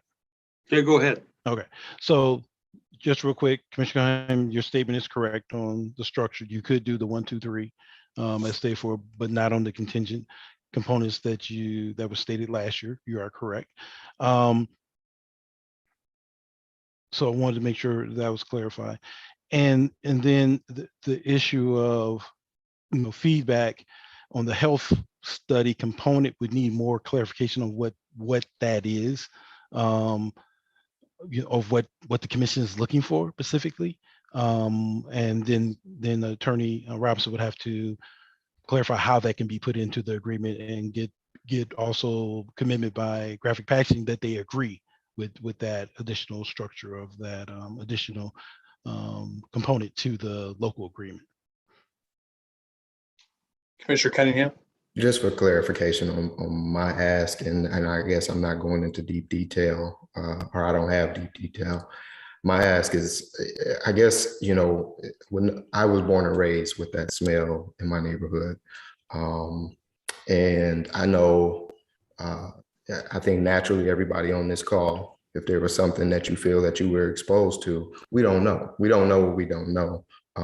But for the sake of the community's, mind and things of that nature, I'm not sure what that middle ground or what that looks like, because that can go a million different routes. So maybe it is something where we have to bring in some of our community partners. I did get a chance to brief over the Bronson Health Report, and it didn't speak directly to this what we're talking about tonight. But I'm sure that maybe some of the experts who sat in on that might be able to, maybe provide guidance on if there is a health study, what does that look like and what could we do? So I think that needs to be a bigger conversation, and I understand that probably wouldn't be answered tonight. But that's something that I would like to see, some movement on by our next meeting. Thank you, Commissioner Cunningham. Other discussion or comments on the motion that is in front of us at this point? Commissioner Urban. Get clarity on the motion that is in front of us right now. Yes. I thought I heard something that sounded like a motion from Commissioner Knott to table the issue, the vote on this abatement till date certain of October 18th. I did not hear a second though to that. Commissioner Cunningham seconded it. Okay, so the motion on the floor right now is to table. The motion on the floor right now is to table it to a date certain. Yes, okay, all right. Technically, it's a motion to postpone to a date certain. Okay. Thank you. Thank you, appreciate that. Tabling is overworked word. Okay, so now that I'm clear on that, I'm certainly okay with delaying the vote until we hear this report, because it's foolish for us to act without as much information as we can have, even up to the last minute. I can't tell you how many times early in my career I thought I was being smart by making a fast decision. Subsequently, information came about that made me wish I had just learned a little bit more first. And this is certainly in keeping a chance to show I learned my lesson from that by saying we can't, there's no downside that I can see to waiting 3 weeks or so to vote on this. All we have to be sure of is that somebody is willing to get in a car and drive up at 4 o'clock in the morning to get the report in on time. Because at one time, the city was willing to do that kind of thing to get, get somebody in on a deadline. So I'm okay with the motion to postpone. Thank you, Commissioner Urban. Other discussion on the motion? I don't see any other discussion at this point, so I will just make a few comments as well. Try to keep them relative to the motion. Also, I don't have a problem. I think there's no reason for us to not postpone this to a date certain, and that be our meeting of the 18th. But I just want to throw a few other thoughts out there kind of relative to the whole topic, is that just a couple things that are facts is that one, the work is being done. This is not a vote on is graphic packaging going to expand or not. That's in large measure, that's happened. And graphic packaging is doing the work. They've hired a lot more folks. And so that's already happening. So this vote now, or even, coming up in the 18th, that will not be the topic. The other thing is that, just want to make it very, very clear, is that, the dollar amount we're talking about, in terms of, for example, if we talk about 5 years, is about $850,000. It's not 191 million. So I want to be clear about that also. Just another thing, just personally, is that I do happen to live in the zip code that's being described in the health study, which is 49007. I've lived in 3 locations in that zip code, what we know as the North Side neighborhood and West Douglas neighborhood, and now Stewart, but all those locations are within just a handful of blocks from North and Douglas, that corner. And I've lived in that zip code for 40 plus years and raised my family in that zip code. So I'm not distanced from it. I still live in that zip code, have experienced those odors off and on, depending on how the wind was blowing myself. So I do have experience with that. One thing that I have experience with, just in addition to that, but zero memory of, is that my father and my mother came to Kalamazoo to work at the Upjohn Company. And actually, we lived very close to the Upjohn Company when I was very, very young. And Commissioner Urban, you will remember this, but the Upjohn Company, which is south of Kalamazoo and in the city of Portage, was a great emitter of odors, among other things. And that was one thing that my parents actually used to comment on about my early life, is that we lived, proximate to the Upjohn Company, which, large manufacturing facility as well. It happens to be located, like I said, it was in Portage Township and then in the city of Portage, but also that was an issue, living adjacent to that particular facility.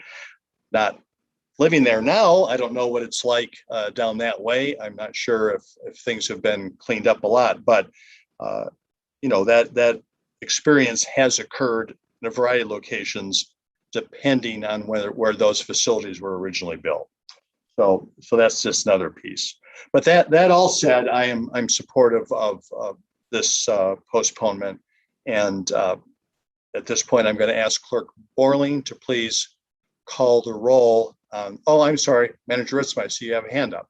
Yes, Your Honor, real quick. And I know this was mentioned during the comment period of the public hearing. EGLE, the Michigan Department of Environment, Great Lakes and Energy, has announced that there will be a public meeting to provide an update on air quality investigation at Graphic Packaging in Kalamazoo.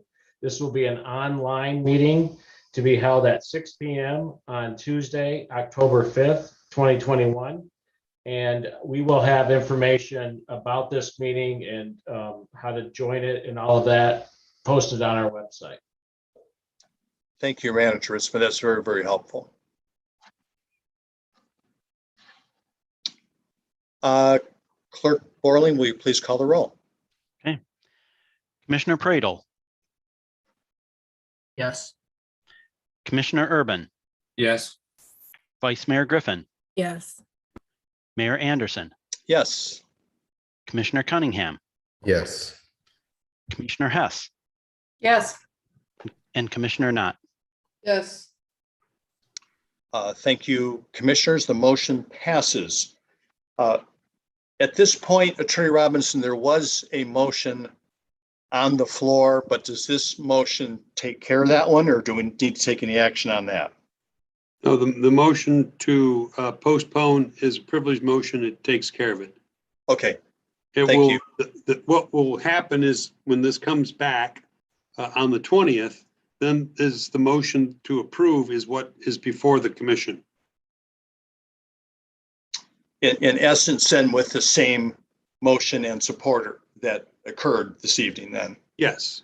Okay, thank you. That's And helpful. again, there will be no need for additional public hearing at that time. You've had your public hearing for that under the act is really, again, open to the other taxing units and the city assessor.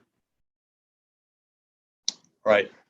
Appreciate it. Thank you, Attorney Robinson. And one more, if it is rejected, then the reasons for the revocation have to be stated in the resolution. Okay. And again, they have to be germane to the act. And again, the odor issue, as we were told, because between the meeting 2 weeks ago and tonight, staff met with Michigan Department of Treasury representative, and they said that's not relevant to the issue of the tax abatement. Okay. Thank you very much, Attorney Robinson. Hey, I'm just going to ask a quick question here because next on our agenda is time for a general public comment. Just before we get into that, though, Deputy City Manager Chamberlain, do you have any sense of how many comments we have for this portion of our agenda? Yes, thank you, Mayor. This is Jeff Chamberlain, Deputy City Manager. We have about 13 public comments that we have queued up for the next public comment period. Okay, so this is what I'm going to do. I'm going to exercise a privilege, I guess. Just before we head into that, and I don't want to make anyone's night any longer, but we do have some other items on our agenda here.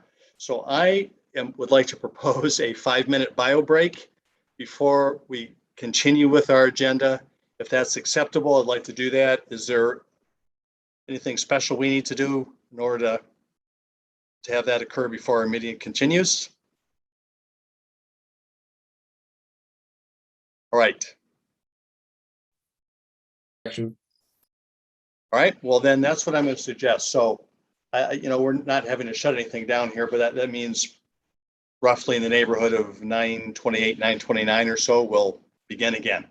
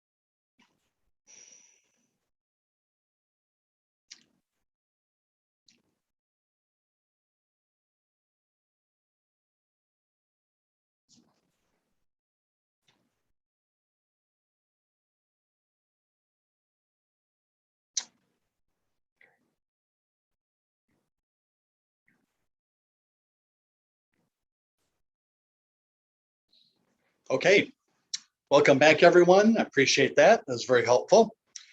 So Deputy City Manager Chamberlain, we are now at the time on our agenda for general public comments. Okay, thank you, sir. We'll go ahead and play those. Good evening. My name is Dick Schultz.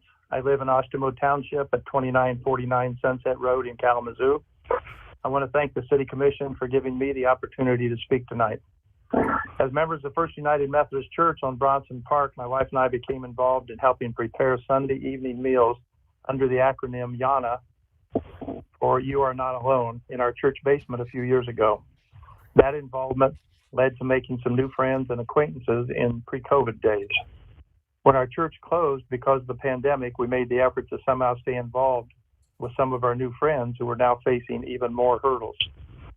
We identified sleeping bag coats and helped fundraise to acquire and distribute over 115 of these coats to folks who appeared to need them to survive the coming winter. Enough funds were raised to enable us to have another 120 coats being stored for distribution again this coming winter.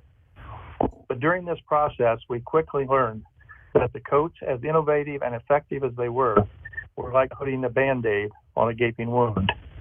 There were so many more basic needs: heat, locks, batteries, lights, etc. The problem had so many varied faces. People with issues we seemed so unprepared to tackle. Blame was easy, but answers were hard to come by. We assisted in moving several people into and out of the hotel intervention project. Through this time, we have learned just a little about how complicated and frustrating this work can be. Yet, in the midst of darkness, we have seen the sun shine again and again. The Kalamazoo Coalition for the Homeless, with folks like Leander Robbie, Katie Sexton, Jason Knight, Tim Mulligan, Ray Sweeney, and a host of others, have spent countless hours showing our homeless population that indeed they are not alone. My greatest concern and reason for calling tonight after September 29th is simply, where will these folks go? How will their daily needs be met? If our elected leaders aren't able or willing to help them, who will? How can that help best be organized into an overall plan? Other cities across our land have implemented successful programs by organizing groups of persons, largely self-governing, yet with supervision and oversight. Shouldn't we as a city and a county full of concerned citizens pursue real answers for real people? One thing I'm pretty sure of, homelessness is not just going to go away.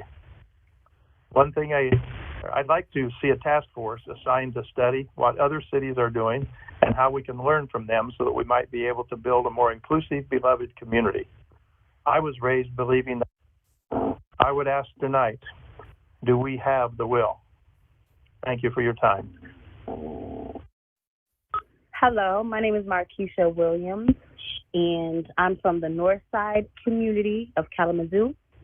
And my question for today is, what is going to be done to hold landlords accountable when they rent houses that are not city certified and haven't been maintenance? Thank you. My name is Nikisha Morton, and I am a resident of the North Side. The North Side is being gentrified, and as a concerned citizen, I would like some answers. I care about my Black community, and we have the lowest home ownership on the North Side, which is predominantly Black. Our Black children have PSTD, and our children, and as a community, we will not wrap our arms around our babies, give them what they need to give. I used to have the teen center, the Boys and Girls Club, Midnight League, to do all types of things, to have an outlet when I was a teen. What is left for our children now is crime, filled streets, and abandoned buildings.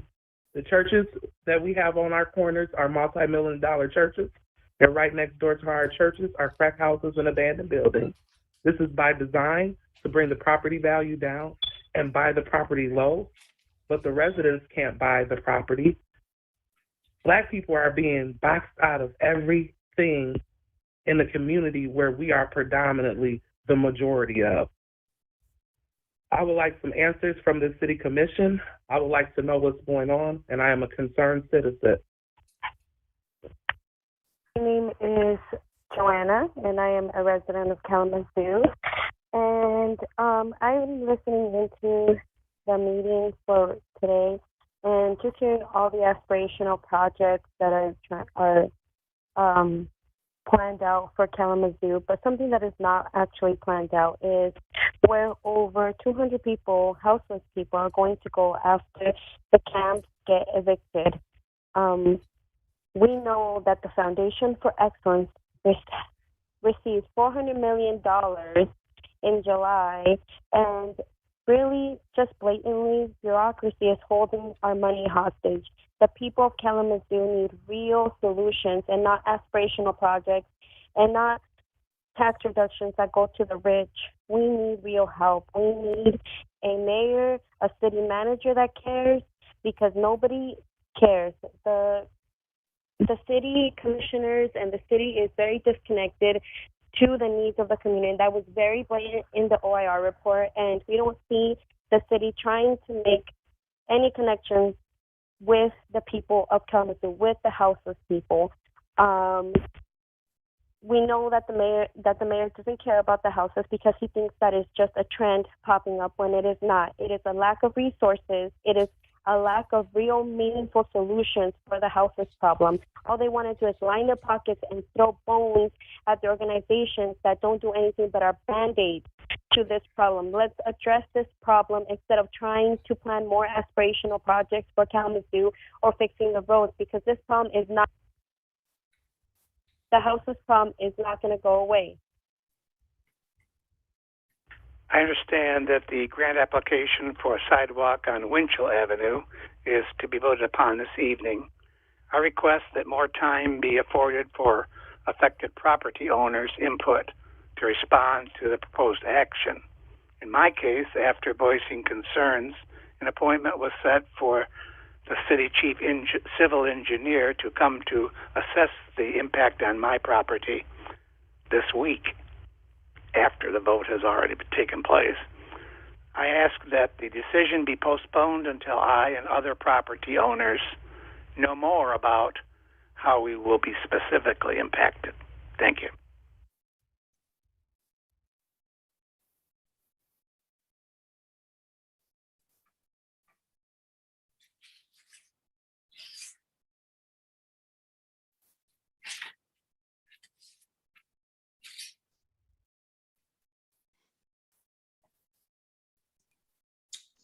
Mr. Mayor, this is Jeff Chamberlain, Deputy City Manager. We're having a technical issue with playback, and we're working on that. So apologize. Be there in just a second. Okay. Thank you, DCM Chamberlain. My name is Leander Robbie, and I'm a resident of Kalamazoo, and I also work with the Kalamazoo Coalition for the Homeless. A sign now hangs over City Hall studying securing a future of excellence for all of Kalamazoo. But we are seeing all does not mean all. This summer, more than 200 people crowded into contaminated land because there was nowhere else to go, and they had no clean drinking water. Ideas used in other communities were suggested multiple times, but dismissed by city leadership.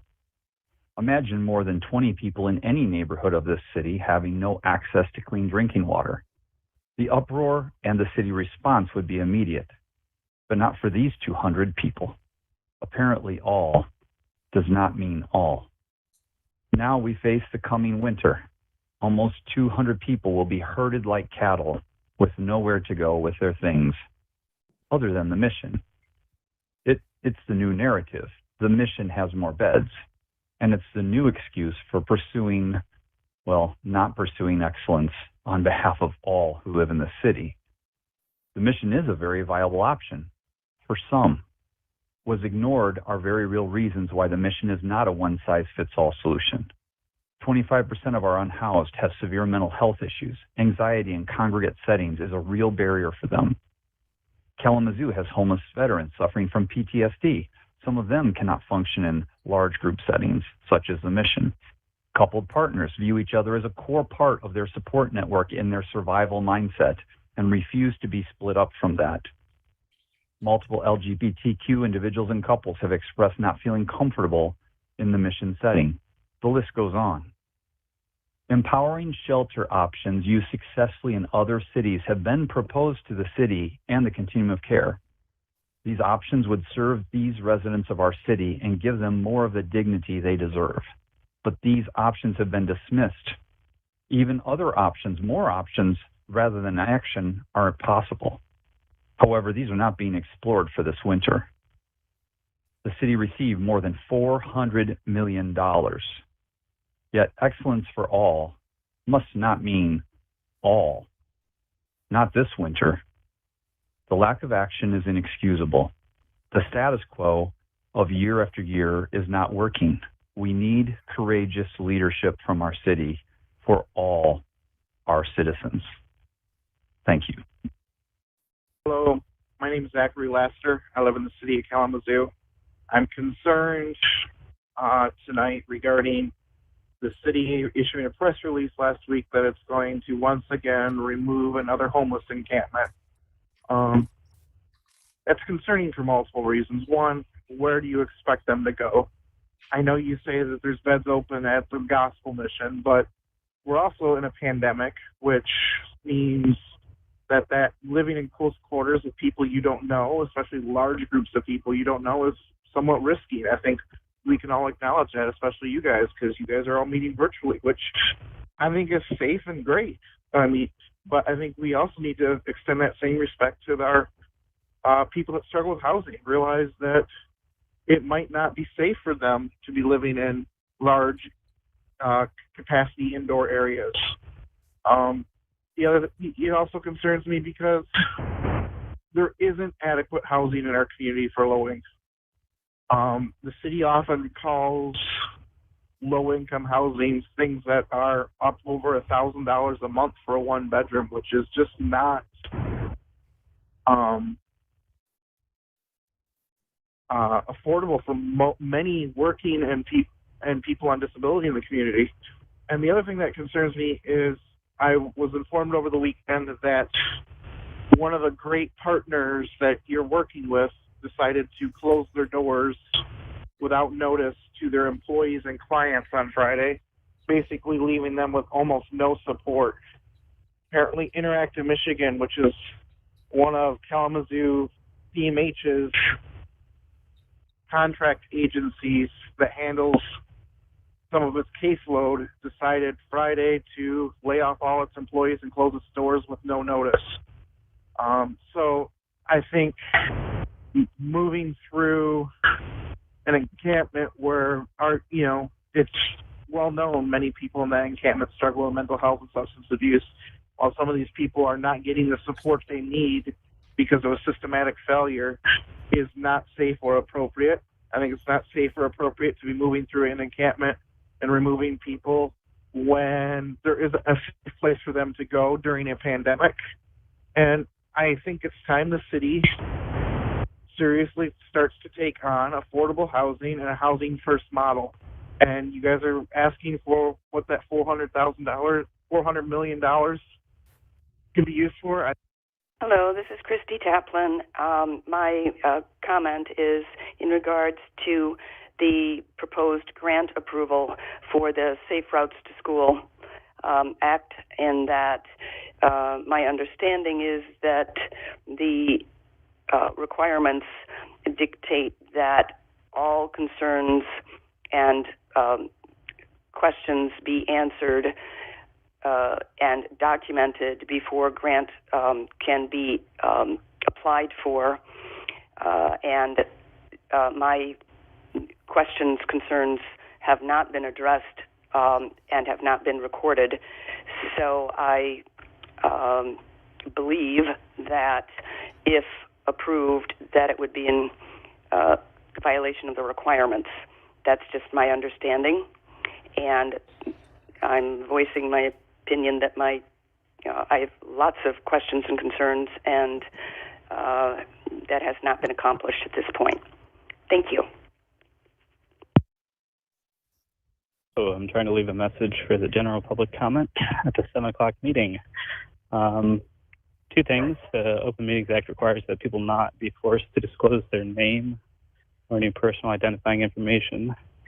And the public comment line seems to say the opposite of that. So I don't know if you guys want to change your message. Also, I've noticed that some like nonprofit agencies have like waiting menus for their meetings on Facebook or YouTube or Zoom or stuff like that. It says the meeting will begin shortly. And for you guys, I just have to like keep refreshing the page every 15 seconds. And sometimes you guys don't start until 5 minutes afterwards because of technical difficulties. So I just got to keep on refreshing it every couple of seconds to see if you started or not, or else I miss it. So if you guys could think about doing something like that, that'd be great. Thanks. Have a great meeting. This is Ray Sweeney, a resident of the city of Kalamazoo. I have several things that I'd like to bring to your attention. First, I've been blessed to help our church respond to persons who have called us because they are being threatened with eviction, or they either lack utility service or they're threatened with shut-off.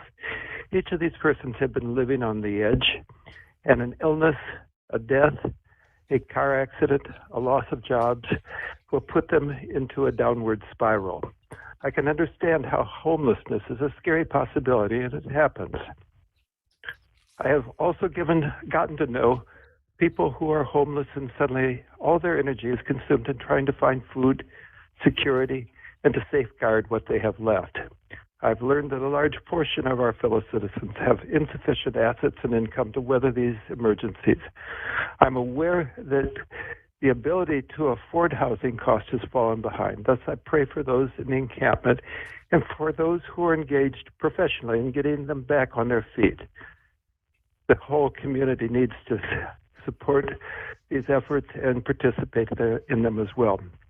I'm also value all of you on the commission, and I am aware that several of you are going to be leaving the commission, and I value your presence.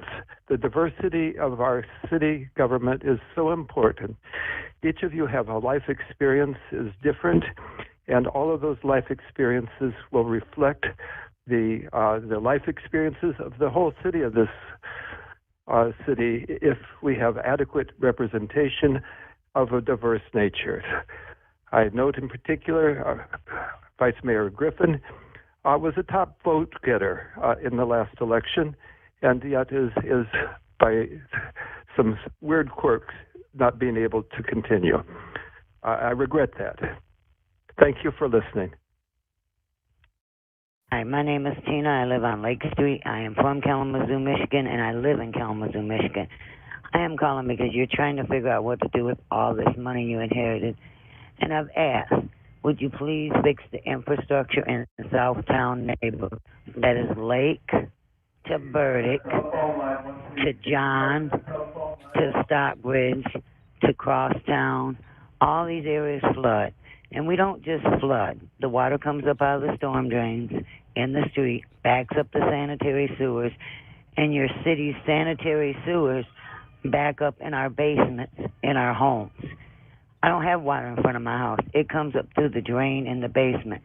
So that tells me that something is wrong with the infrastructure in that whole neighborhood, because the whole neighborhood does that. So would you please consider using some of that money to fix the infrastructure to, for once, help your homeowners and residents out that work and pay taxes and pay our bills, and no one pays them for us. We do our own bills. But why should we have to put in a new furnace and a water heater every 2 years every time it floods? If you would fix your infrastructures, your sanitary sewers would not back up in our basements. And that's not nice for no one to have to deal with that. Every time it rains hard, you have to worry about, oh, am I going to get the city sewers in my basement now? So now I have to pay to clean this up. This has been happening for years now, and I keep bringing it up. Please, since you won't add Southtown neighborhood as a neighborhood, because we have our own neighborhood plan, but the city, you will not accept it as a plan for some reason. So would you please at least fix the infrastructure in the neighborhood so we don't have to deal with your sewers backing up in our homes anymore? That would really be nice. Thank you very much, and have a good day. Bye. My name is Victoria, and I am a citizen of Kalamazoo. I'm calling to ask what the city's plan is to support our unhoused neighbors who are once again being chased away from their encampments. Where do y'all expect them to go next? I want to hear what you're doing to house them, not shelter, not foist off on someone else, house them. Housing first models work. Y'all got these millions of dollars for excellence in our city, and surely we have the means to allow that excellence to apply to everyone, including folks who are currently unhoused. I'm just so sick of watching the city terrorize and chase folks around instead of pointing that funding towards root issues like housing. How much does it cost every time y'all bring out the bulldozers to destroy people's only possessions? That could pay a lot of rent. Oh, but not at any of the housing developments you've been greenlighting lately. So maybe that's part of the problem. I need you to do better. The whole community needs you to do better. My name is Jeff Wiseman. I am a resident of the city of Kalamazoo. I'm calling about the conditions on the north side of Kalamazoo, the Park Street area, Burdick Street area. I have been trying to get some cooperation with enforcement as far as cars parked on the street overnight, as far as cars parked in yards, stacking up cars, working on cars, creating who knows what problems. And there are cars that have been parked there since last winter that are on the street, on North Park Street in particular. I'm not getting any cooperation from public safety, and everybody tells me that it's the responsibility of public safety. And I would like to know why there's no action taken to remove these cars and to enforce the codes and also enforce the ordinances. It just seems like it's a hands-off attitude on the north side. And I would like to see something done about it. Thank you. Hi, this is Brandy Crawford Johnson. I'm calling in regards to the announcement that gun violence will be created as a public health emergency. I would like to add that environmental racism and the poisoning of the Northside neighborhood should be considered a public health emergency as well. And note that pollution has been linked to crime. So you might not have as much crime in the city of Kalamazoo if you fix the pollution. Thank you.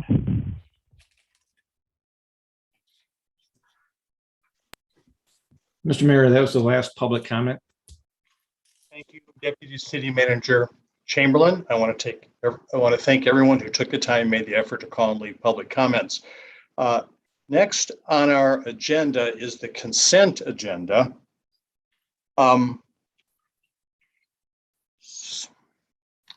don't want to complicate things unnecessarily, but it doesn't really seem like there is necessarily an obvious way in our format for individuals, and maybe I'm missing something here, to ask for something to be removed from the consent agenda. And maybe it's clear to people, they're just not taking advantage of it. There was an item that is on our consent agenda that some people did comment on, however, it is on the consent agenda, which means there'll be no discussion about it. Commissioner Urban? Well, I would ask that item having to do with safe routes to schools be pulled from the consent agenda. And so I can do that. I appreciate that, Commissioner Urban. So I know that we did earlier, we do our consent, our agenda approval near the beginning of our meeting. Is there any issue, Attorney Robinson, with that occurring at this point?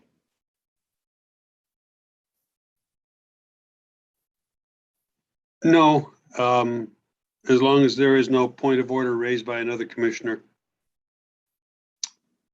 Okay, so there's been a motion made to move what would be item G, consent agenda C, about the resolution approving a Safe Routes to School grant application. That be moved to the regular agenda, which would add it to, let me see here. There are 3 items on our regular agenda as it stands. That would make it a 4th item. Is there support for that motion?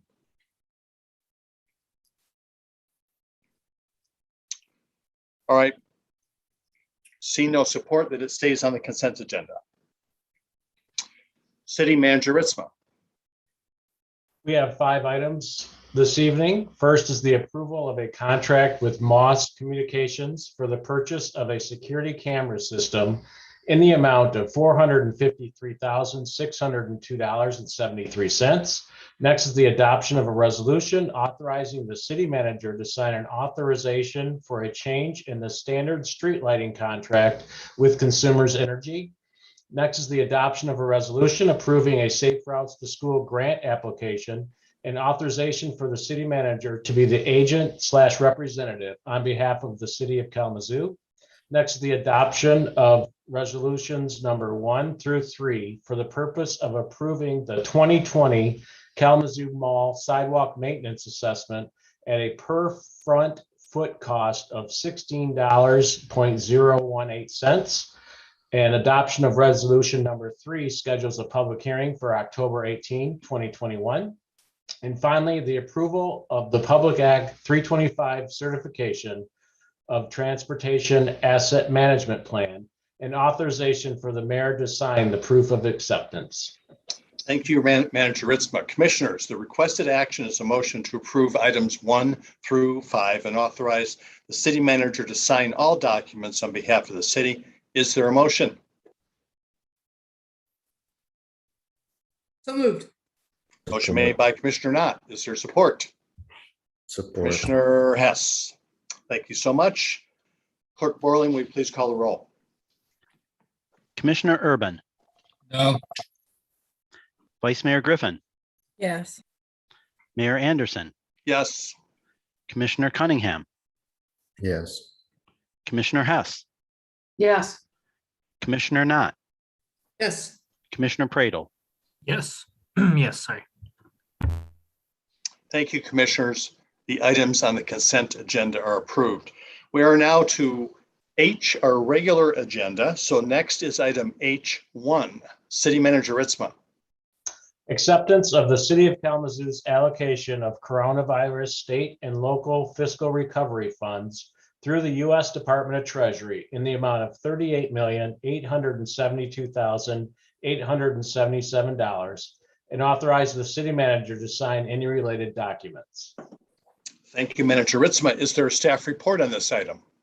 No, there isn't, Your Honor. I know this is a incredible thing that we're receiving, and this is part of a formality to receive those funds. So we covered, we had a work session last month on the funds and the process that we're using to determine how to use those funds transformationally, and we will bring that forward through the budget process coming up. Thank you very much. Are there any questions for Manager Ritzma or his team at this time relative to this action? All right, seeing none. The recommended action is a motion to approve. Is there such a motion? Motion made by Commissioner Pradel. Support. Supported by Commissioner Cunningham. Clerk Borling, will you please call the roll? Vice Mayor Griffin, Yes. Mayor Anderson, Yes. Commissioner Cunningham, Yes. Commissioner Hess, Yes. Commissioner Knott, Yes. Commissioner Pradel, Yes. Commissioner Urban. Yes. Thank you, Commissioners. The motion passes. Next is item H2. Manager Ritzma. Approval of the allocation of $1.1 million of coronavirus state and local fiscal recovery funds to the United Way of Battle Creek and Kalamazoo region for grants to nonprofit organizations for eligible activities to be provided in qualified census tracts in direct response to the impacts of COVID-19 pandemic, and authorize the city manager to sign any related documents. Thank you, Manager Ritzma. And is there a staff report on this item? Our Deputy City Manager Laura Lamb's available. We also have Alyssa Stewart from the United Way. So Laura, do you want to say anything or just be available for questions? I'd be happy to make a few brief comments. Certainly, I recognize it's been a long night, so I'll keep it very short and then I'll open myself up to questions. Again, this is Laura Lamb, Deputy City Manager. Good evening, Mayor, Vice Mayor, and Commissioners. As the City Manager acknowledged, this is a follow-up from the Committee of the Whole discussion we had in mid-August. At this meeting, you all indicated support for the process that we laid out for allocating stimulus funding. You indicated support for the priorities that we laid out from Imagine Kalamazoo, various surveys, and from your priorities, looking at economic impact, infrastructure, housing, youth, and safety. You also indicated support for us to explore an opportunity to use stimulus funding and to consider how we might use those dollars, building upon the processes set forth by United Way and the Community Foundation to figure out how to get stimulus dollars to address our most pressing community need.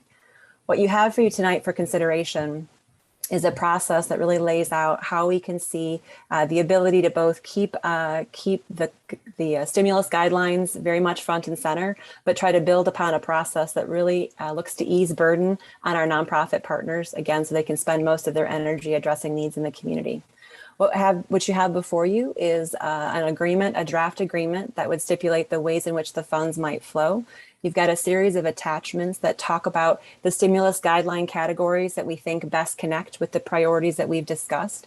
It also talks about the ways in which we could identify our nonprofit partners, identify where they are in terms of the ability to handle federal funding, and how we can wrap them with support and make sure that we provide enough technical assistance that we can actually increase our community's capacity to handle federal funds.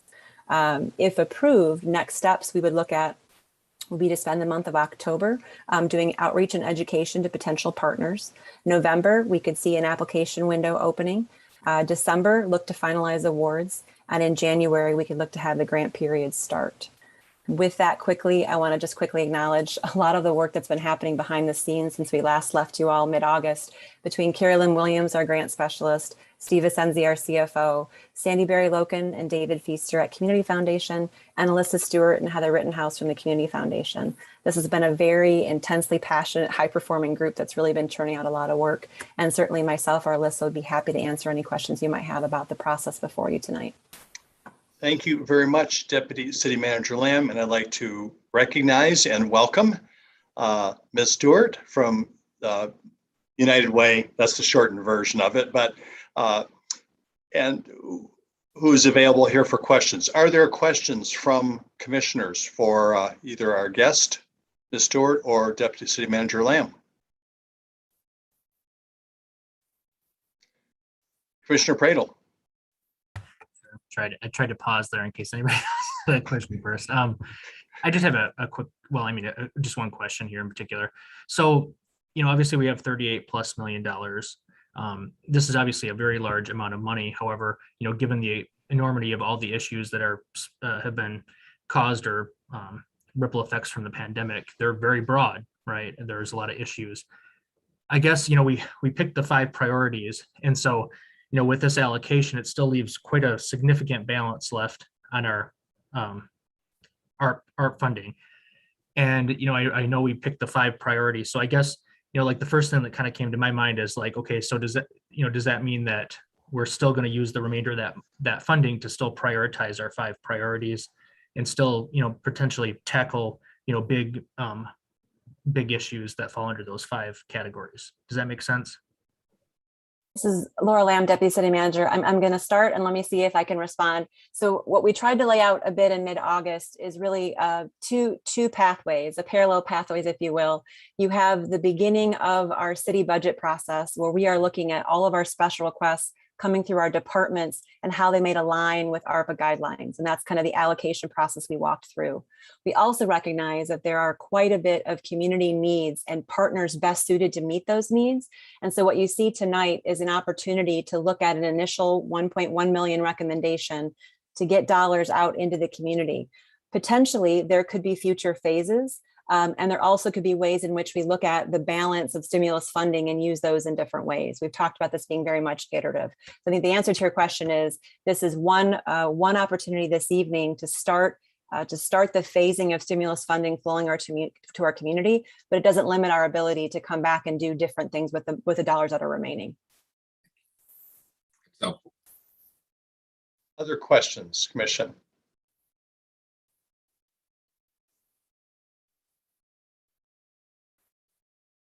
I don't think I missed anything. I'm not seeing any other questions here. That does not mean at all, Melissa Stewart, that we are not highly appreciative of the fact that you have stuck around for this period of time and you're present. All right, well then, seeing no questions, is there the recommended motion is to approve this and okay, blah, blah, blah. Okay, the recommended action is a motion to approve. Is there a motion? Commissioner Urban? Support. Supported by Commissioner Cunningham. Thank you so much. Further discussion, commissioners? Commissioner Pradel. I guess I would just add, like, I hope that people who apply for this funding really innovate and really think with the lens of, you know, people who have been disproportionately impacted by the pandemic specifically. I think there is a propensity sometimes for organizations to think, ooh, like here's another opportunity to, you know, fill my existing budget. And, you know, this is a one-time opportunity to game change and really help propel people who've been set back by the pandemic. So I really hope, you know, those people who are really eyeing these dollars to help those individuals really think innovatively, creatively, and use those one-time opportunities to really, maximize the help for those who need it most. Thank you, Commissioner Pradel. Commissioner Urban? I was just thanking Commissioner Pradel for saying that. That's all. Okay. Any other discussion?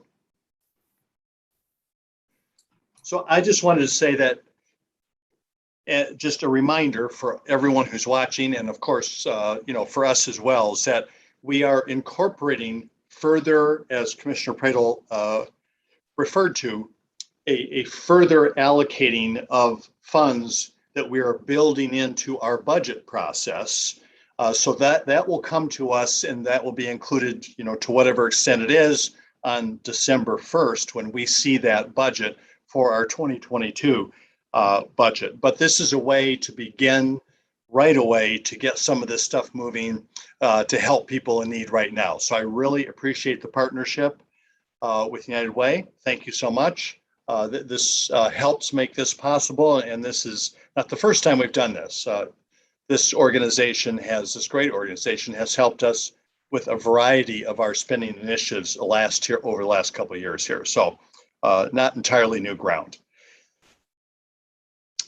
Clerk Borling, would you please call the roll? Mayor Anderson. Yes. Commissioner Cunningham. Yes. Commissioner Hess. Yes. Commissioner Knott. Yes. Commissioner Pradel. Yes.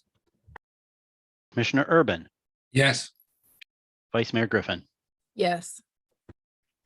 Thank you, commissioners. The motion passes. Next is item H3, City Manager Ritzma.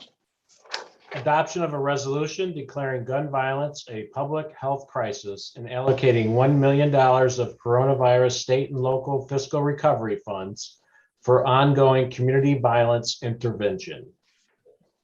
Thank you, Manager Ritzma. And is there a staff report on this item?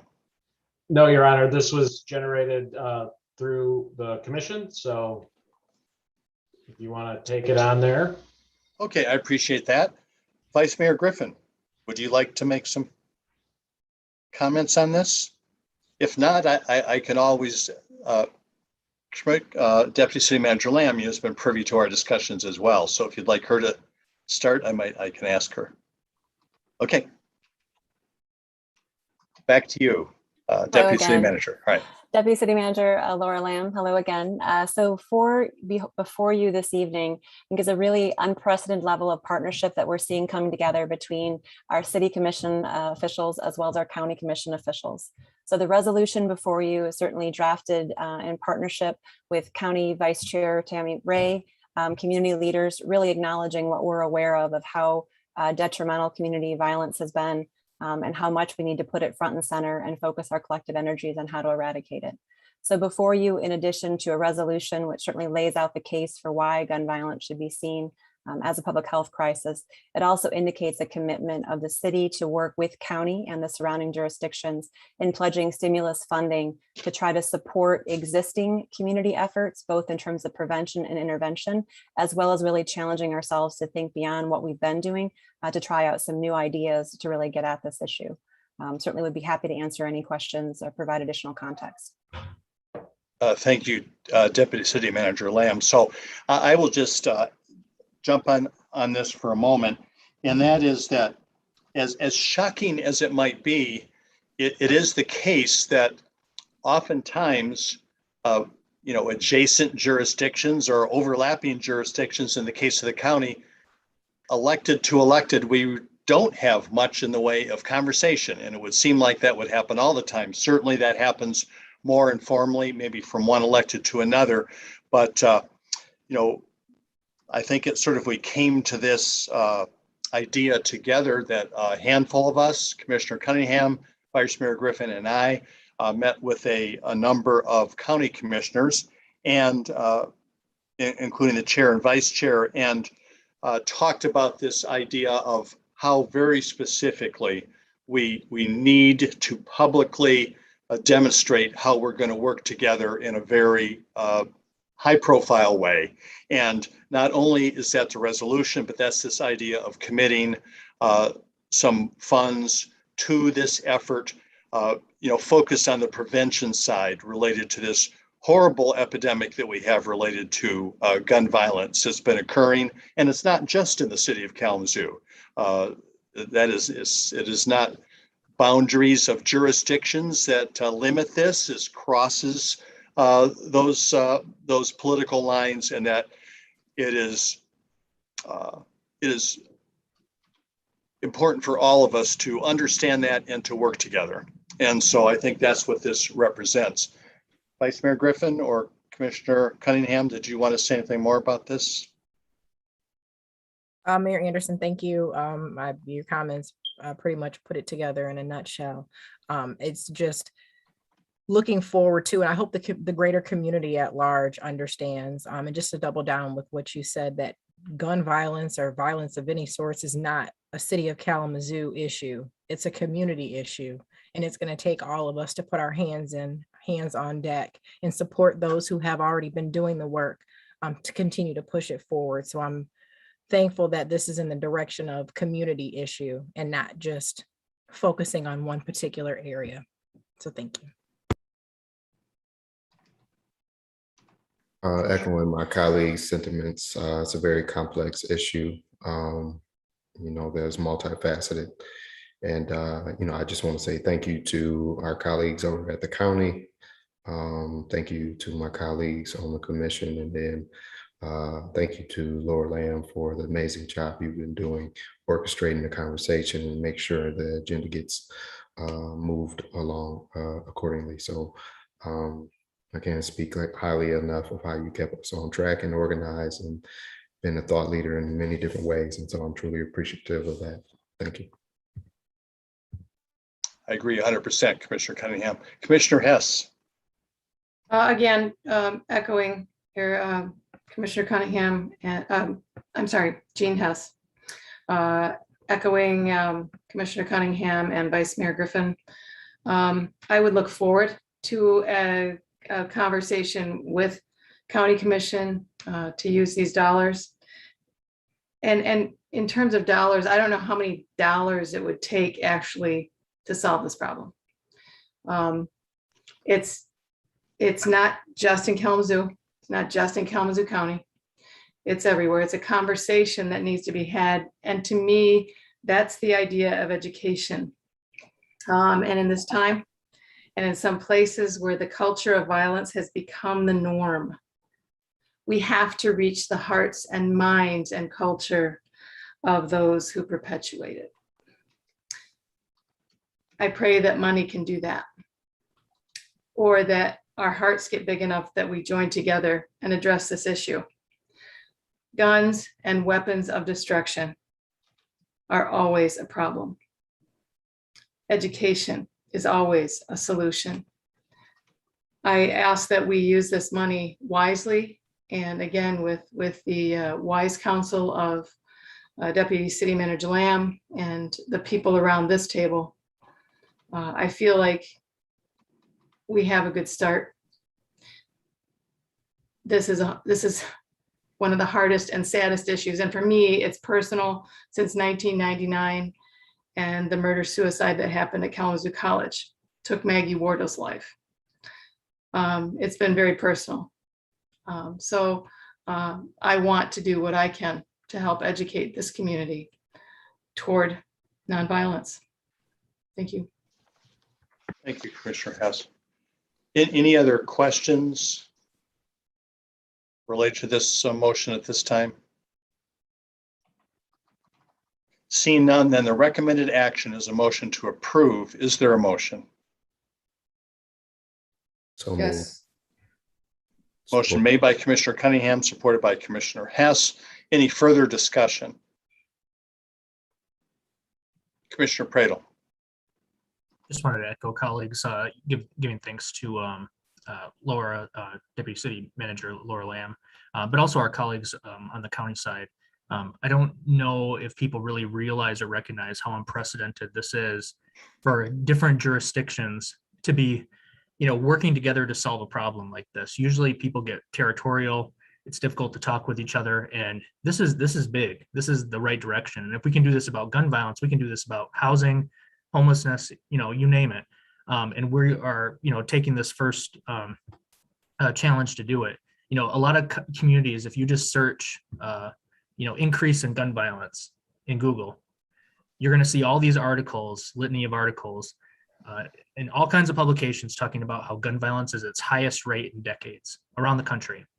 But to me, what this says tonight is to say that just because that's the case nationwide, that it's not good enough for here in Kalamazoo, that we're just not going to, rely on the fact that it's just a nationwide trend.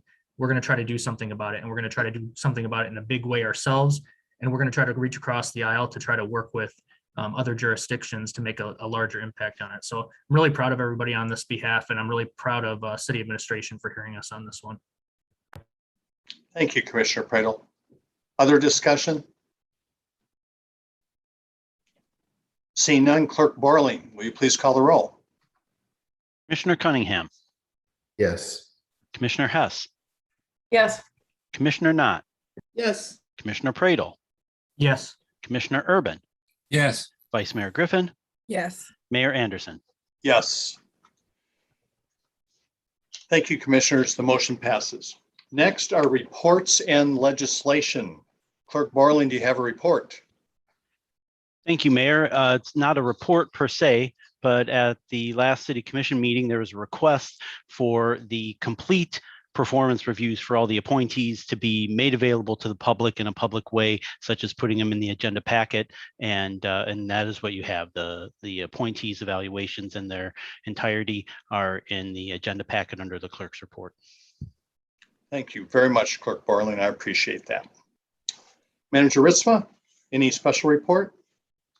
Yeah, Your Honor, there were several comments during public comment around the homeless encampment and the closing of that at the end of the month.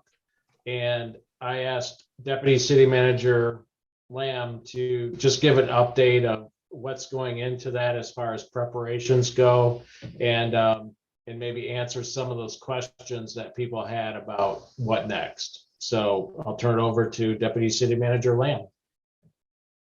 Good evening again. This is Laura Lamb. Just a couple of updates as we've been discussing with you all. Certainly, I want to start by just talking about how challenging and complex and emotional of a situation this is for everybody involved.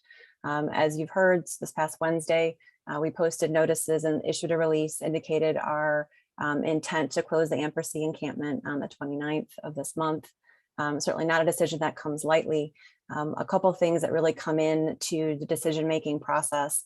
It's very, very apparent that the current conditions at Ampersee have really started to pose significant risks to health and safety of the residents themselves at the encampment, people coming to the camps to provide support and services. And then we obviously recognize there are also some of that to the surrounding residents and businesses. For public safety, calls for service, we've seen a doubling of calls for service between June and August.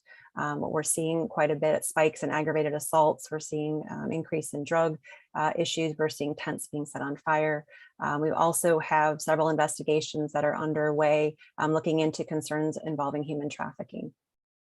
So with all this going on, the thought is that we'd like to be able to look at closing the camp. Certainly what we're doing right now in partnership with the Continuum of Care is looking at how to increase the intensity of the outreach. Certainly we've had outreach workers of partners across the community that have been at the camp for the last 18 months. That's really increasing in intensity. We've got individuals that are working very closely with Integrated Services Kalamazoo, trying to bring in some behavioral health and some medical health teams on site for assistance. We know Housing Resources Incorporated has identified an individual staff person to try to help coordinate all of the housing activities that can take place with residents that are living at the camp. Certainly the way that they're approaching the intake is looking to first to see to what extent we have availability for shelter and looking to see if we can match people up with shelter. Certainly recognizing that there may be reasons for why an individual cannot access shelter, whether it be through medical conditions or extenuating circumstances. Certainly, we understand that there needs to be a case by case looking at can people access shelter. If there are challenges, then HRI is certainly looking to see how they can match people's circumstances with what programs they might have available. We're very much aware that there is an absolute significant shortage in rental housing, but to the extent that rental units are becoming available, HRI is also looking for opportunities to do some master leasing. I know the night is late, and so there's a lot of information I could provide. I'd like to pause there for a moment, certainly be happy to answer any questions you have initially, or if we need to follow up with additional conversations, I'd be happy to make myself available. Thank you, DCM Lamb. Are there questions from commissioners? Commissioner Urban. Yes, a specific question. It seems to be at the heart of the concern is the folks who are at the Ampersee site who, for reasons maybe psychological, just cannot bring themselves to avail themselves of the gospel mission. PTSD victims and so forth find a hard time being in a closed space, especially during the COVID season. So I would like for the city to do what it can to get out whatever it is planning to deal with the most resistant of the service resistant. Commissioner Urban, you just got muted for some reason. Oh, okay. There you go. I'd like to have the city staff give some more details about how they're going to deal with the most difficult cases, because that's where the concern really is. Those are the people who are going to be left behind at the moment of the bulldozers arriving. And there's a lot of fear and anxiety about that. And whatever we can supply that we can deliver on to alleviate that anxiety, I think would be appreciated. It's not an easy problem, but we've been asked to address it. So here we are.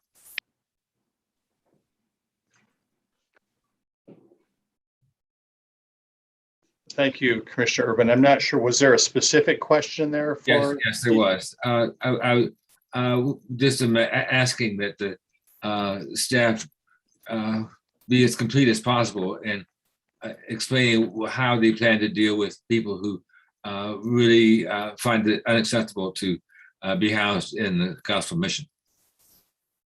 Certainly, Laura Lamb, I can certainly start with a response there. And if we need to have a follow-up conversation, we can. I think you've honed in on the issue of service resistant and recognizing that there are limitations for what we are able to, we can provide options, but our ability to help people come into those options can be somewhat limited, right? Ultimately, people are going to have the power of choice. So what we've been trying to do in partnership with the continuum of care is to be aware of what options are available. As we've indicated, we do understand from Kalamazoo Gospel Ministries, there is capacity there, both existing capacity as well as when the expansion project is complete in October, you'll have close to 200 beds additionally that will be made available. Recognizing that not everyone may feel comfortable, a couple things to keep in mind. Certainly, we are hearing from Gospel Ministries how much they're encouraging people to seek conversation about ministries. In terms of people that may feel like they aren't able to access, there are very limited individuals that are on a list right now where they can't access gospel ministries. So certainly want to just reinforce it's important to try to go through and have people understand what's available. For those that are not able to seek services at a shelter, what I understand from Housing Resources Incorporated is looking to see if we are able to utilize any other resources for alternative placements. So beyond that, I won't be able to get into specifics because it's going to need to be on a case-by-case basis. What I've gathered between the continuum of care and outreach workers is trying to understand where people are at and the best options we have available. That's probably what I can do right now by way of question. If you're interested in more, I might be able to link you up with HRI or with Integrated Services Kalamazoo folks that are working on the ground.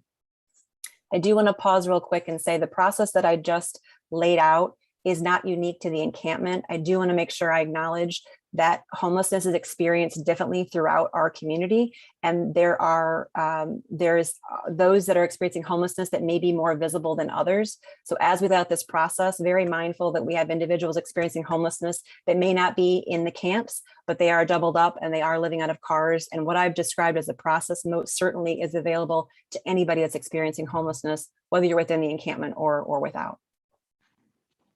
Thank you. Commissioner Pradel. Sure. Thank you, Mayor. This is Chris Pradel. I just had two questions. Number one, would you mind just briefly explaining what continuum of care is for those who may not know? I know you mentioned that this group or this body, made a recommendation that this temporary encampment should be closed, for the reasons you explained. But I just want to make sure the public understands what we're talking about when we talk about continuum of care. The other thing is maybe this is a question that might be better suited for Mayor actually, but you probably answered this as well, Laura. But I know that a number of people have heard or caught wind of the fact that Interact closed its doors this past Friday, an earlier closure than anticipated at the end of the month. A number of people have expressed some concerns about the impacts this could have on the mental health community, especially during a time where there would be this transition with the encampment. I was just wondering if either of you just have any updates or things that you've heard in the community about that transition and supportive services for those individuals. I'll be happy to take that part, Commissioner Pradel. DCM Lamb, did you want to respond to the first question? Certainly, Laura Lamb. So when speaking about the continuum of care, think of it as a local body that is countywide, that is really charged with trying to coordinate activities aimed at individuals experiencing homelessness, both from a supportive service standpoint to the housing standpoint. So we have within the last year, continuum of care, year and a half, I should say, continuum of care was located at United Way. They have a staff of 3 that are focused on bringing partners together and trying to collectively address issues involving homelessness. The continuum of care itself recently had a very deep dive discussion about encampments. There is a recognition that across the county, we need a whole variety of housing options available to meet people where they are. When it comes to encampments, there was some care given to what conditions can we look to have to try to keep encampments safe. And I know there's a number of folks we heard on the call tonight that have also been on calls tonight, also been championing conditions that can make encampments more safe and more secure. Things like smaller in size, greater oversight of organizations that have experience with helping to support encampments, having access to amenities, running water, some facilities. We know it can be very, very difficult to have encampments long-term without the proper infrastructure to make sure that we're handling waste, garbage appropriately. So the Continuum of Care Board, their action was really to adopt safe guidelines for camping and looking at how might we create opportunities for safety to be front and center as we're contemplating encampments. So I want to really frame it in the positive of what do we need to do to make sure that individuals that are seeking encampments can be safe and secure. And that's really kind of the direction that they were heading in. Thank you, Deputy City Manager Lamb. Commissioner Pradel, just to get your second question about a nonprofit in town here that is going out of business, named Interact. There's a long 2-page press release relative to this, and I won't, read the whole thing for you. It was issued on August 26th. The title of it is Interact of Michigan Transferring Programs to Integrated Services of Kalamazoo Following Revenue Drop. And then I'll quote something a little further down here, is that this is a quote from my boss here at Integrated Services, Jeff Patton. And the quote is, "We value our long-standing partnership with Interact and its excellent team of multidisciplinary staff, and will continue to preserve our mutual commitment to the Kalamazoo community in assuring evidence-supported treatments and services that maximize outcomes and recovery for individuals served. We will work closely with Interact's administration and board of directors to assure a smooth transition of specialty supports and services." And just pulling that out of the entire press release, I do want to say that there is a team here, which I do happen to be part of, which is working double overtime, I would say, with Interact in order for those services to be, the service delivery to be transitioned. It will going forward be delivered directly by in-house staff here at Integrated Services of Kalamazoo, presumably at the same location it already is. We've already hired somewhere close to 30 of former Interact staff, and I think that number will come close to doubling by the time we're done. So there is a process that's people are working hard on. It's in transition, and the intent is to have, and obviously not more than the intent, it's our responsibility as the public mental health provider to make sure that those services are as seamless as possible in terms of the transition to people who are getting served, and that those services are continue to be provided. That continues. Other questions?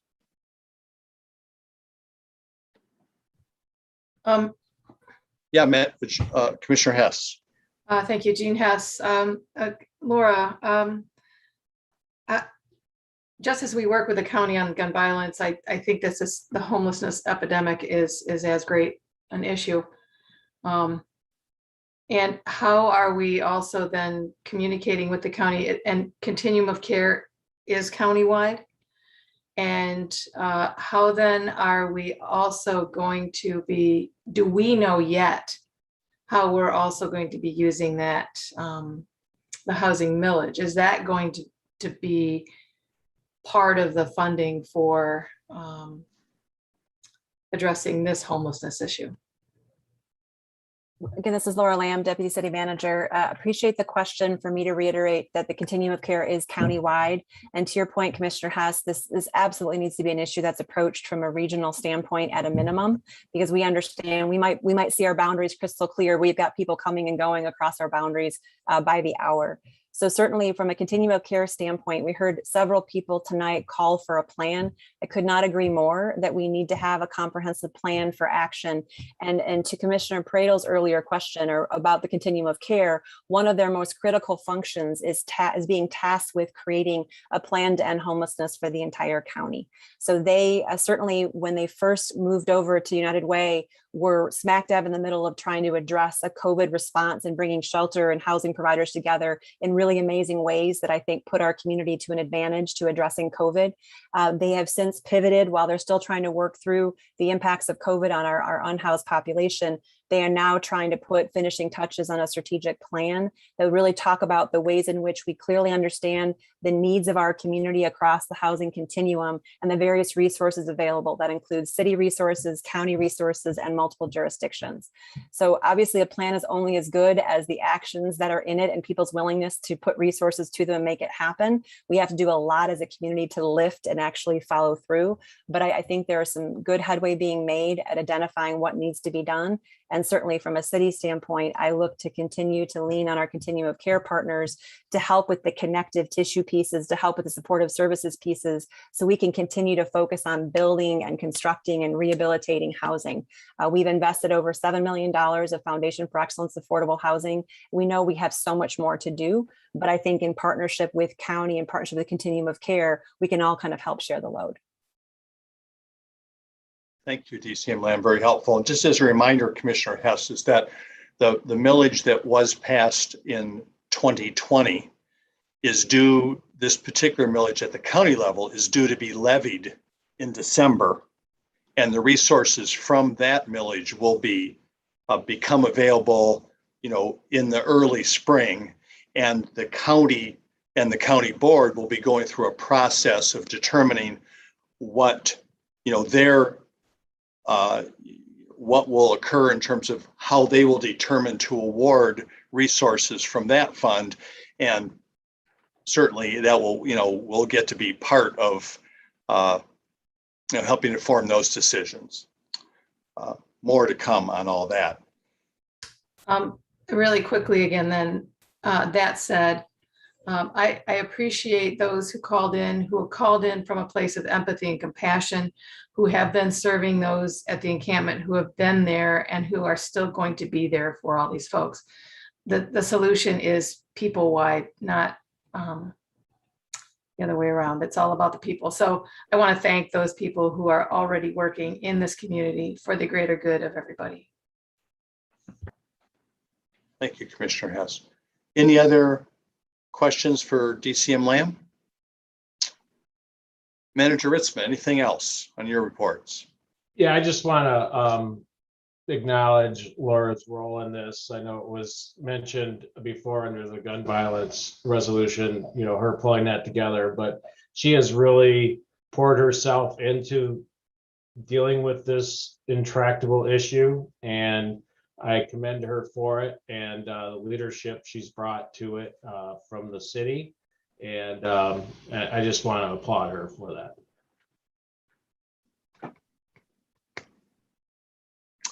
Thank you. I guess at this point, Attorney Robinson, anything in particular you would want to hit on reports? No, not at this point, Your Honor. Thank you. Okay, appreciate it. So now is the opportunity for, so I've got a question here.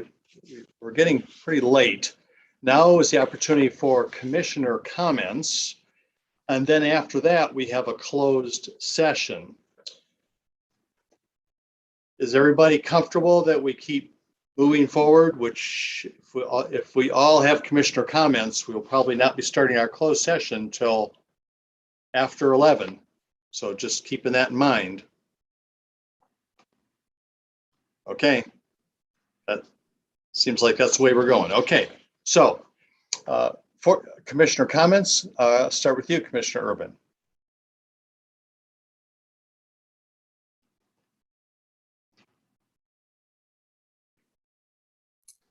I don't have any. Thank you, Commissioner Urban. Commissioner Cunningham. I'll keep them brief. I just want to extend grace to my colleagues, specifically Commissioner Urban made a statement earlier, he'll cut his comments short just because, he didn't want to get caught up. But, one of the things that actually I met with Pastor Brown from the mission earlier today and briefly kind of talked to, grace. Right now, we have to have these tough conversations. And every word that comes out of our mouth won't be right. It won't always feel good. It won't always look good, however you want to state that. But we have to have them. And the more that we just, understand that that's a part of the process and the things that we have to go through and deal with, I think the better off we'll be long term. So I just want to extend that grace to my colleagues continuously, because these are, tough conversations, and we just have to have them, and, good, bad, or indifferent, try and work collectively to get the job done. Thank you, Commissioner Cunningham. Commissioner Knott. Yes, thank you. So I hope to be brief. I'm having, I recognize it's late and I've had a very long couple of days, and that's what I want to touch upon quickly and connect it back to the work. As I shared with you all before we went live during the committee of the whole meeting back at 5, I have a mysterious burst pipe someplace in my house, and we don't have water, which is why my camera is off, because I'm just not ready for prime time dealing with that mess. And I'm in a very privileged spot in that I was able to kind of flex some time today. My partner's at her parents' house, and we bought things to kind of, live inside of a home without water. And the best estimates right now are it's going to be maybe 3 weeks. And, we do have the means to relieve ourselves as it relates to going to a hotel or other people's houses. I showered at my brother's last night, whatever. There's things that we can do to kind of make the situation better. But what I've learned in the last 48 hours is that in addition to the supply chain shortage that we have all throughout the system because of COVID, we also have a shortage of contractors that are able to come out and do work that is emergency work. And so I have turned my water off because I have a pipe someplace that has burst, and it could be 3 weeks. And I've been reflecting on, and actually Commissioner Pradel and I had this conversation earlier, as it relates to some of our lower income homeowners, what in the world do they do in a situation similar to this? And I know that, Chris and his organization are doing the best that they can, but as the commissioners that remain, after the election, think about budgeting for next year, we definitely, and obviously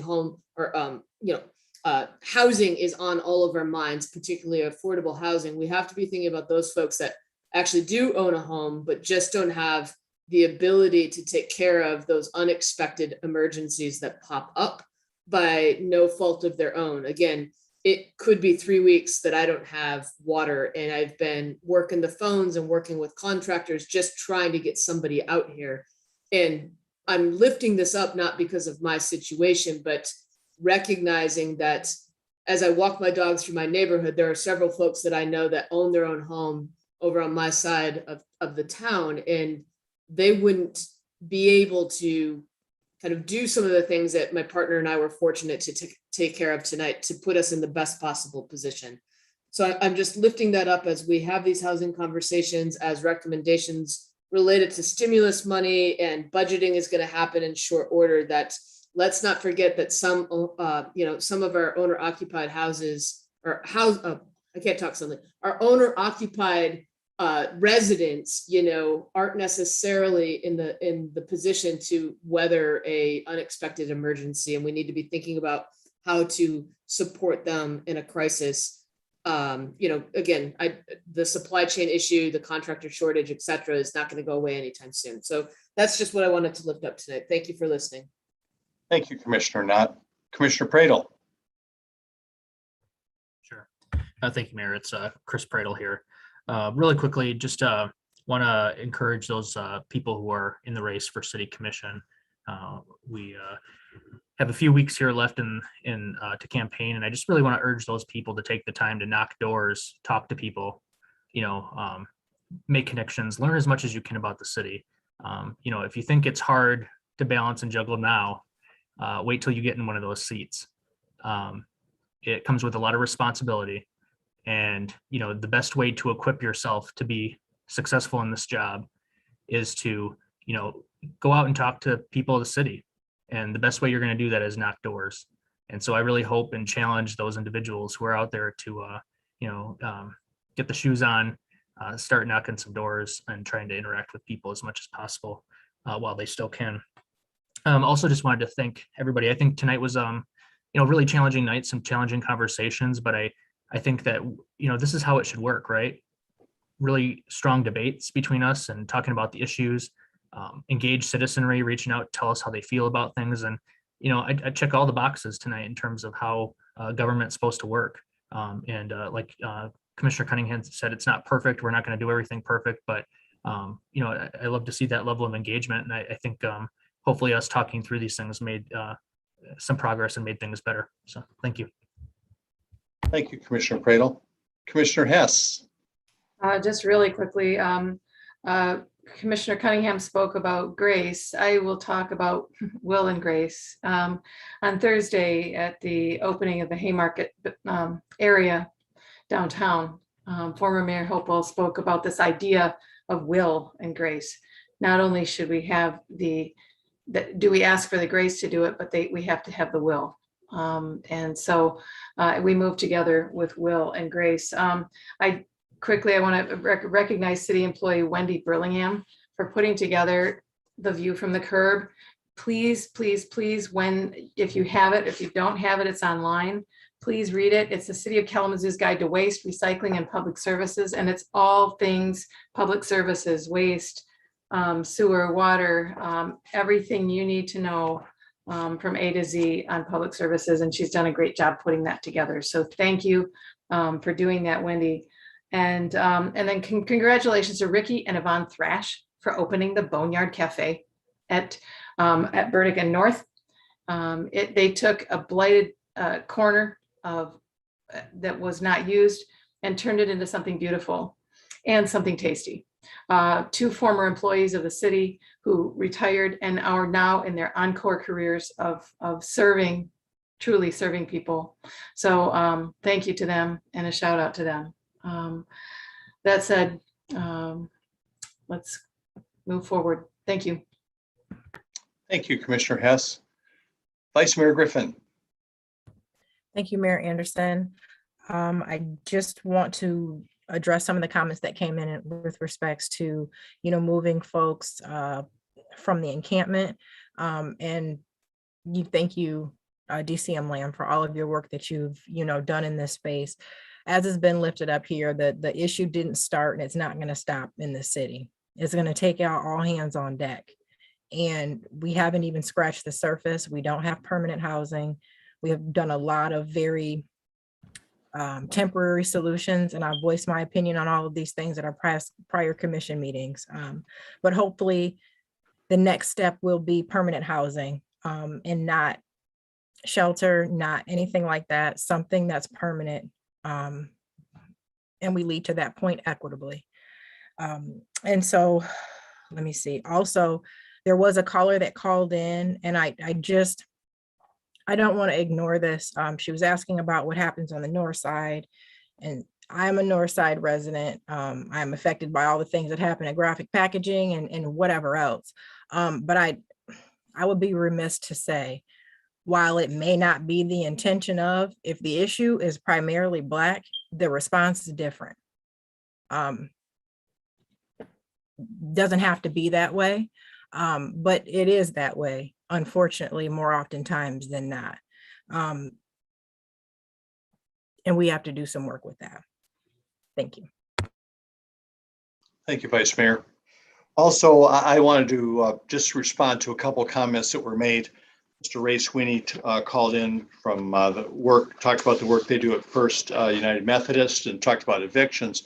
So I want to remind people once again, please get this out in your networks. There is COVID emergency rental assistance available, still millions and millions available. It is being allocated through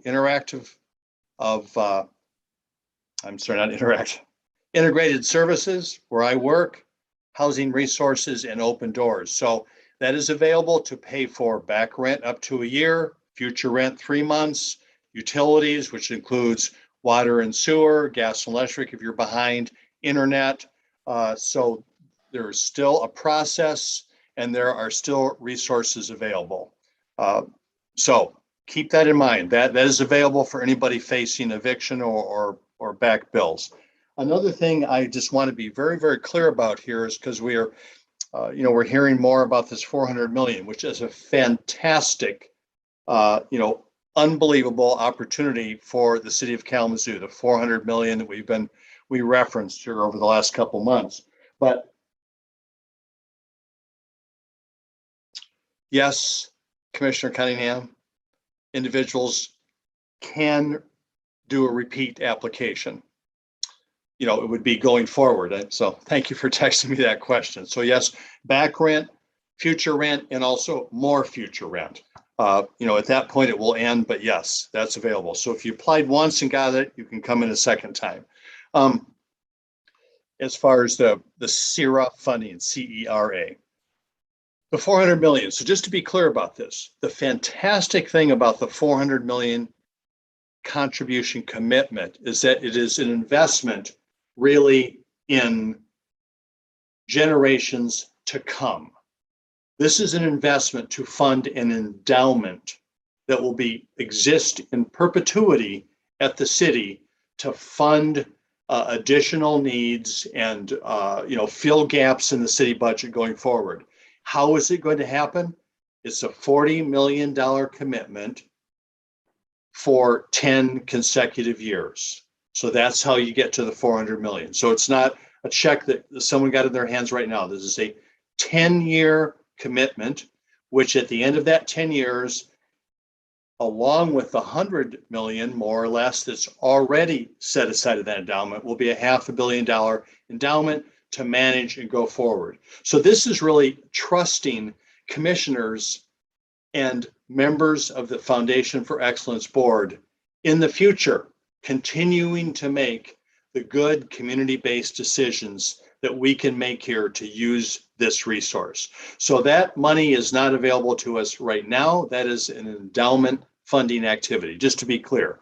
We certainly do have some Foundation for Excellence dollars, which we have been incorporating into our budget for some years now, and we will coming up for 2022. But the 400 million, that's an endowment investment for our kids, for future residents of the city of Kalamazoo. Just want to be clear about that. There was a comment made about infrastructure needs in an area where there's flooding and sewer backing up and that sort of thing.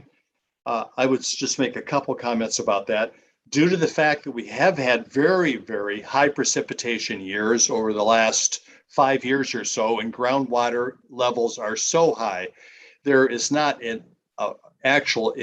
some way to fix that. It's in its entirety. However, the city does have a program where, and I believe it's for no cost to the homeowner, where the city, and Director Baker can correct me if I'm wrong on this, I know he's not here anymore, but the city can install sewer backflow preventers to keep that backing up from happening into your house. I'm not a full expert on that, but I believe that's available, and we can ask for some clarification from Director Baker. But there are some fixes available to residents in the city. I just want to say one last thing here before we get on to our next peak of work, and that is I had the honor today of meeting a person that has been brought to town by Western Michigan University as part of their We Talk program. Urshad Manji is her name. She wrote a book, and I was lucky enough to meet her, and she gave me a free copy of it. It's talking about how we're going to talk to each other to move forward on issues that are critically important. And there is a discussion that's occurring, and it's at the Bernhard Center at 5 o'clock tomorrow on Western's campus, and the community is invited to participate. I guess I'll throw out one recommendation that's on the cover from Chris Rock about this book, Don't Label Me. He says, Don't Label Me should be labeled as genius. It is an amazing book. So if you are an appreciator of Chris Rock's thoughts, a total boost for this book and her thinking. I think it'll be interesting, challenging, very, very bright person. Had a chance to have some conversation with her today. So I appreciate Western offering up that community invitation. So finally, we have a closed session to discuss collective bargaining negotiation strategy. And we will need to take an action to go into that closed session. But commissioners, the fact is that if we make that motion to go into closed session now, the city commission will not be taking action. So the city commission will not be returning to this open session following the closed session. So that said, commissioners, the recommended action is a motion to go into closed session. Is there a motion?